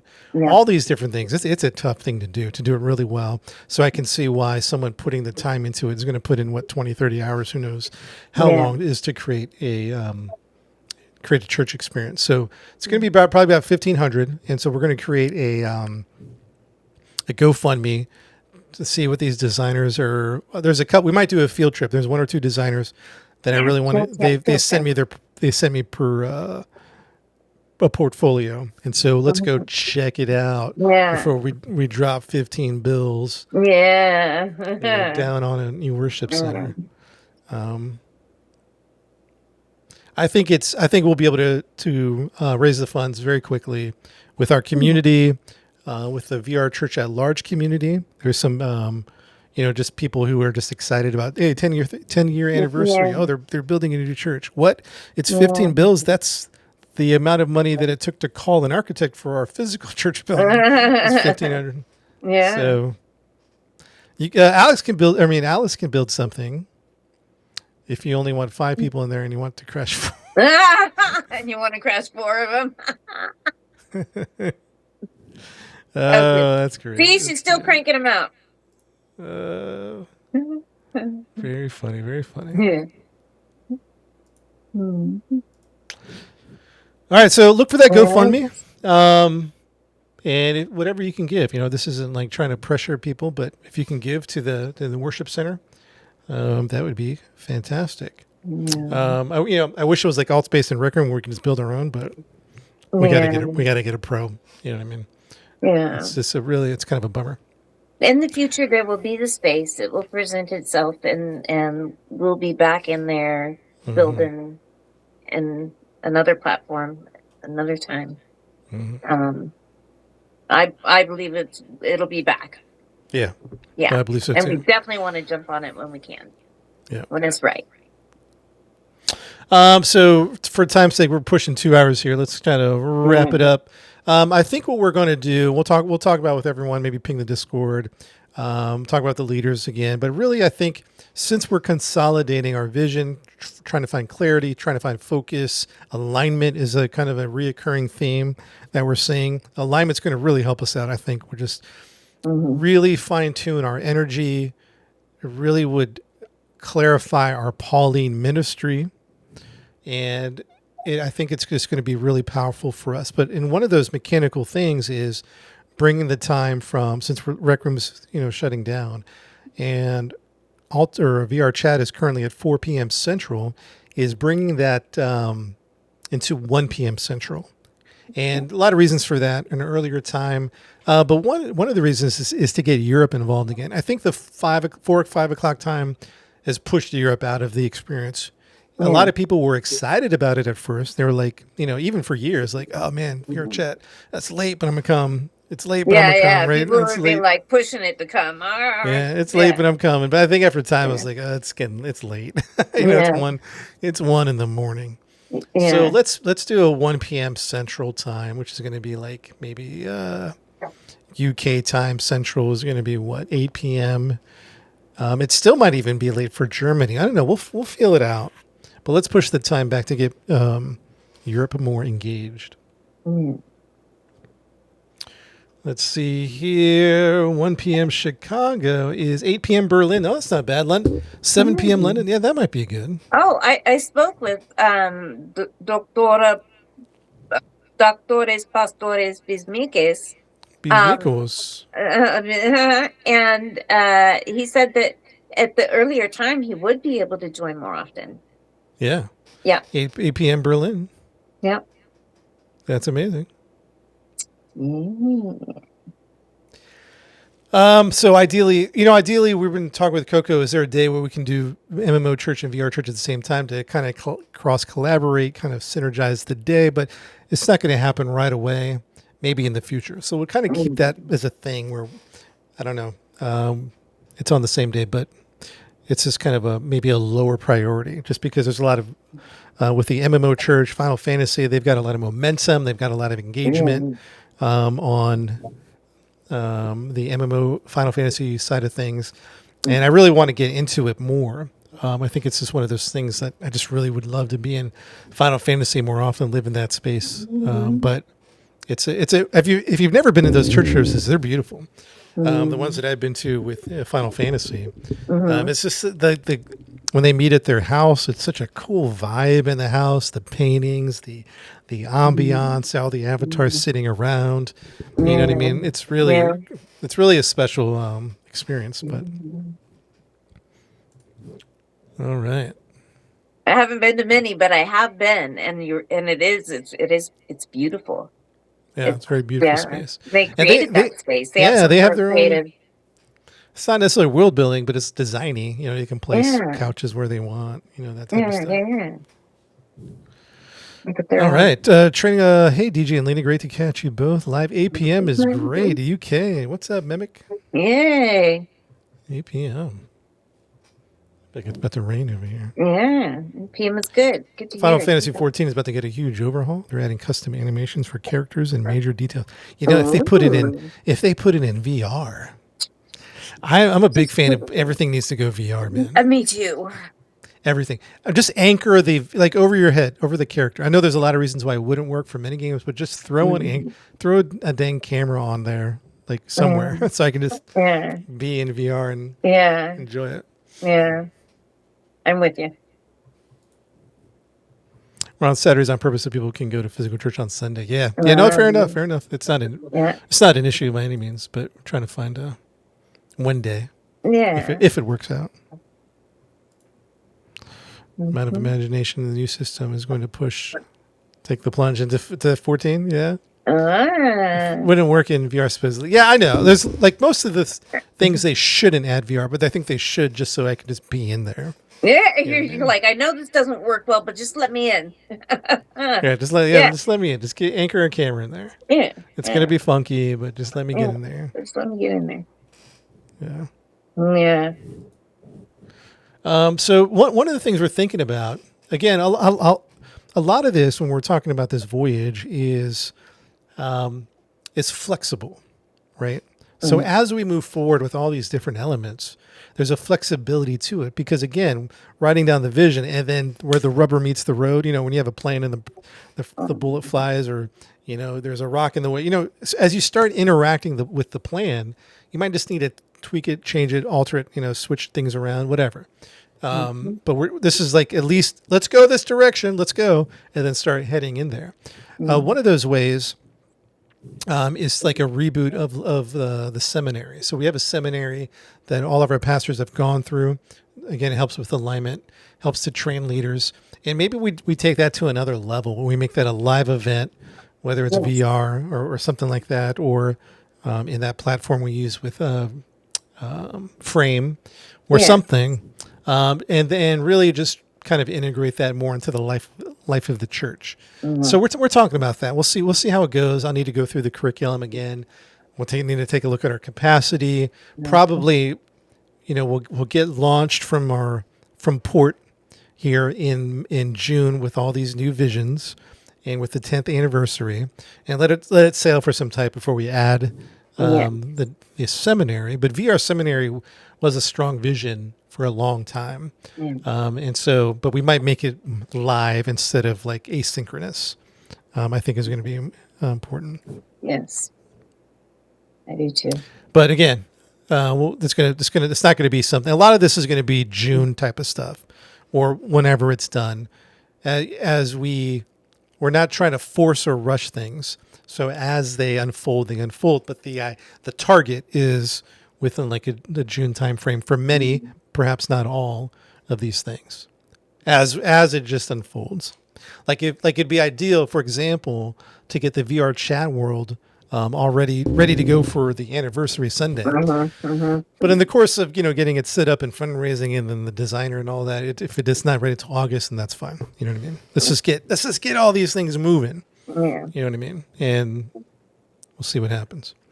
No to VR will not work. They gotta make it. Resident Evil in VR was pretty fantastic. VR saying you'll see square grapes up close. Yeah. What's up, Tonic? What's good? Square grapes. Hey, Tonic. What's happening? Live event will be better than what it is now. Yeah. Yeah, Yeah. I agree. I think we all agree in that respect. I think it should be live. So this is kind of like a sketch of, like, we've had this vision for a long time. This is hardly new, about what's somebody at first interacts with the church, and as they go through the life of it, to become a member, to become where everyone's a minister, that we believe, and then maybe even into a leadership, taking a leadership form. So that's kind of like, that would, I think VR seminary would be an aspect of that. Maybe not the exclusive, but it'd be I think it would help people out a lot, particularly coming into leadership. Yep. And I do have a vision for leadership that'll unfold with this leadership pathway. I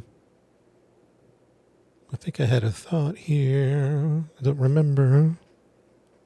We'll keep going. Last but not least, as if you were there. So this was talking about, this is just kind of a bummer that Rec Room's closing down. Last but not least, we want to think about world building for the future. And you kind of alluded to it. When it comes, we'll be ready. We'll jump in. We'll experiment. Altspace and Rec Room were unique. We created amazing worlds. Fantastic. Honestly, I'm not being like grandiose. The church history hasn't seen this before. Some of the things that you all have built. Amazing worlds. It was the first time in church history where the scriptures were experienced in an immersive way as if you were there. The problem is VRChat is very difficult to build on. It just is. I've been looking and studying. I found a way to maybe build, but it's such the pipeline to get it from like where we collaboratively build to Unity is possible, but it's just a pain. But maybe we experiment with that someday. I think the platform, it's not spatial. I forgot what it's called. We can build in something, export it, but then we have to take it to Unity and reconstruct it. So there's a lot of like moving parts. So yeah, VRChat's difficult to build in. So as we journey through Voyage 20, we have to have our finger on the pulse of upcoming world building platforms, because that's what makes us unique. Yeah. We'll take a little vacation from it just because of the state of things. But we must keep an eye out for it. Also, a lot of ideas coming through the pipeline, which I love. I love all the ideas. People are talking about using spatial. People are talking about Minecraft. Can we get a Minecraft during? GTA? I've always wanted to plant a church in GTA. Always in Los Santos. Always wanted to do that. Came very close just a few times. We almost was getting a church in Grand Theft Auto. And then I died and I could never be revived. And then I don't know if I ever played again. I had to right. there. You're dead. Your character is dead over there. It's in the corpse hospital. you're dragging along the floor for at an least. hour. Oh, man. Good times. Yeah, so, GTA 6. I don't know when 5M is going to come to GTA 6, but or I guess maybe they'll call it 6M. But so a lot of great stuff. A lot of great stuff coming down the pipeline. A lot of great ideas coming. But for right now, we got a lot to work on. We got a lot of things to launch, consolidate, curate, or organize, reorganize. Let's focus on sailing in the current direction before adding anything else to the ship. By the way, I'm all about that. If like 5 of you were like, can we launch GTA next month? Dude, Boom. The Pauline ministry, pioneer apostle, we're doing it. Also, I've grown in my gifting to know, all right, let's just sail this way a little bit for a while. I don't know what a while means. But let's just go. Let's let the dust settle. And then let's start putting our feelers out there about where and when we want to go.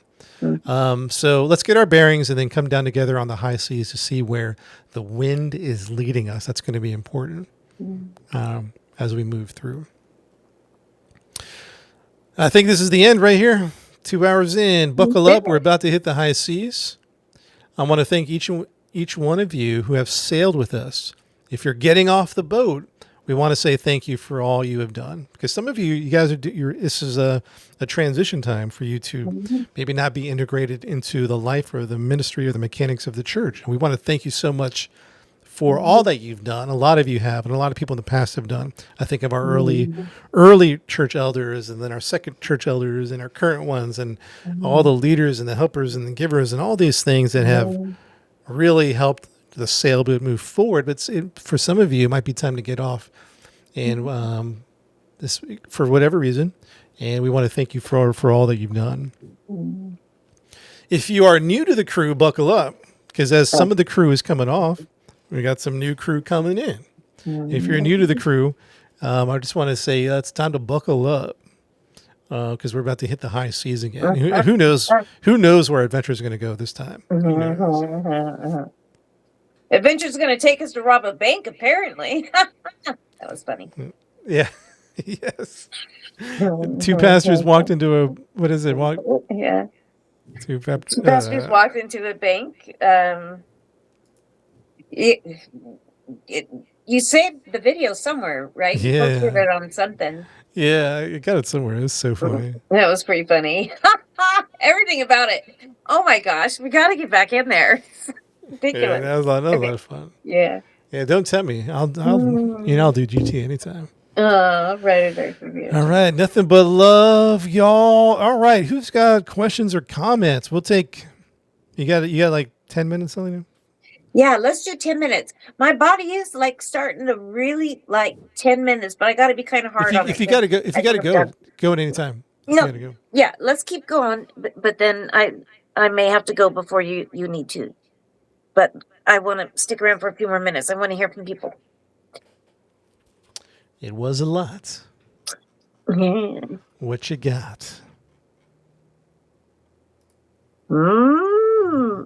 Oh, you get. Thank you. I love you too. You know that. I love you guys. Yeah. It's on YouTube. Pastor Coco found the two pastors walk into a. It's not a bar. Two pastors walk into a bank. She said. Yeah, that was great. I think we did it in. We did that in a single player, or like a kind of like a closed server, like just us, you and me, or whoever else joined. Yes. Maybe Cole just joined, whatever. But we should join a 5M server next time where there's actually real like human police, like a player police. Oh, right? Yeah, and they running can actually around. come get you. Yeah, not a NPC police, but like a person. Yeah, that would be fun. Oh, who was that? I missed it. Teaching themselves to learn Blender. Was it Eric? Was doing that? Can we start over? 2 hours in, you got to watch it back. Yeah. All right, I don't see any. I don't see any questions or comments. I'll post this on Discord chat, and you guys can, if you want to read it, take a moment to read it.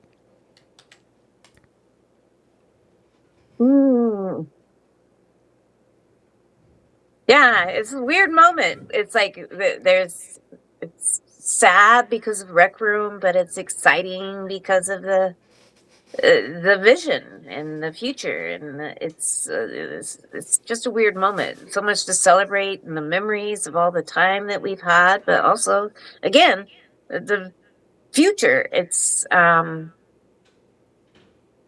excited, and I'm excited to see. To look back 10 years from now and go, remember, and then all the whatever happens between now and then. Yeah. Maybe by that time we'll be in the singularity. Yeah.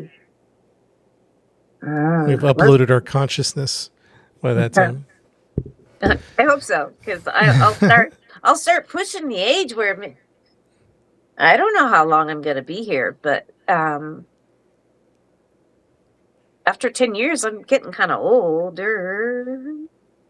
We all are. I know. Yeah. You'll be here for a long time. That's what I love about VR, though. It's like, it doesn't matter. It might be a struggle as we get older to do this, that, and the other thing. But that's what I love about VR. I mean, it's pretty easy to get into. It's pretty easy to do. It's like it really has. I said this 10 years ago.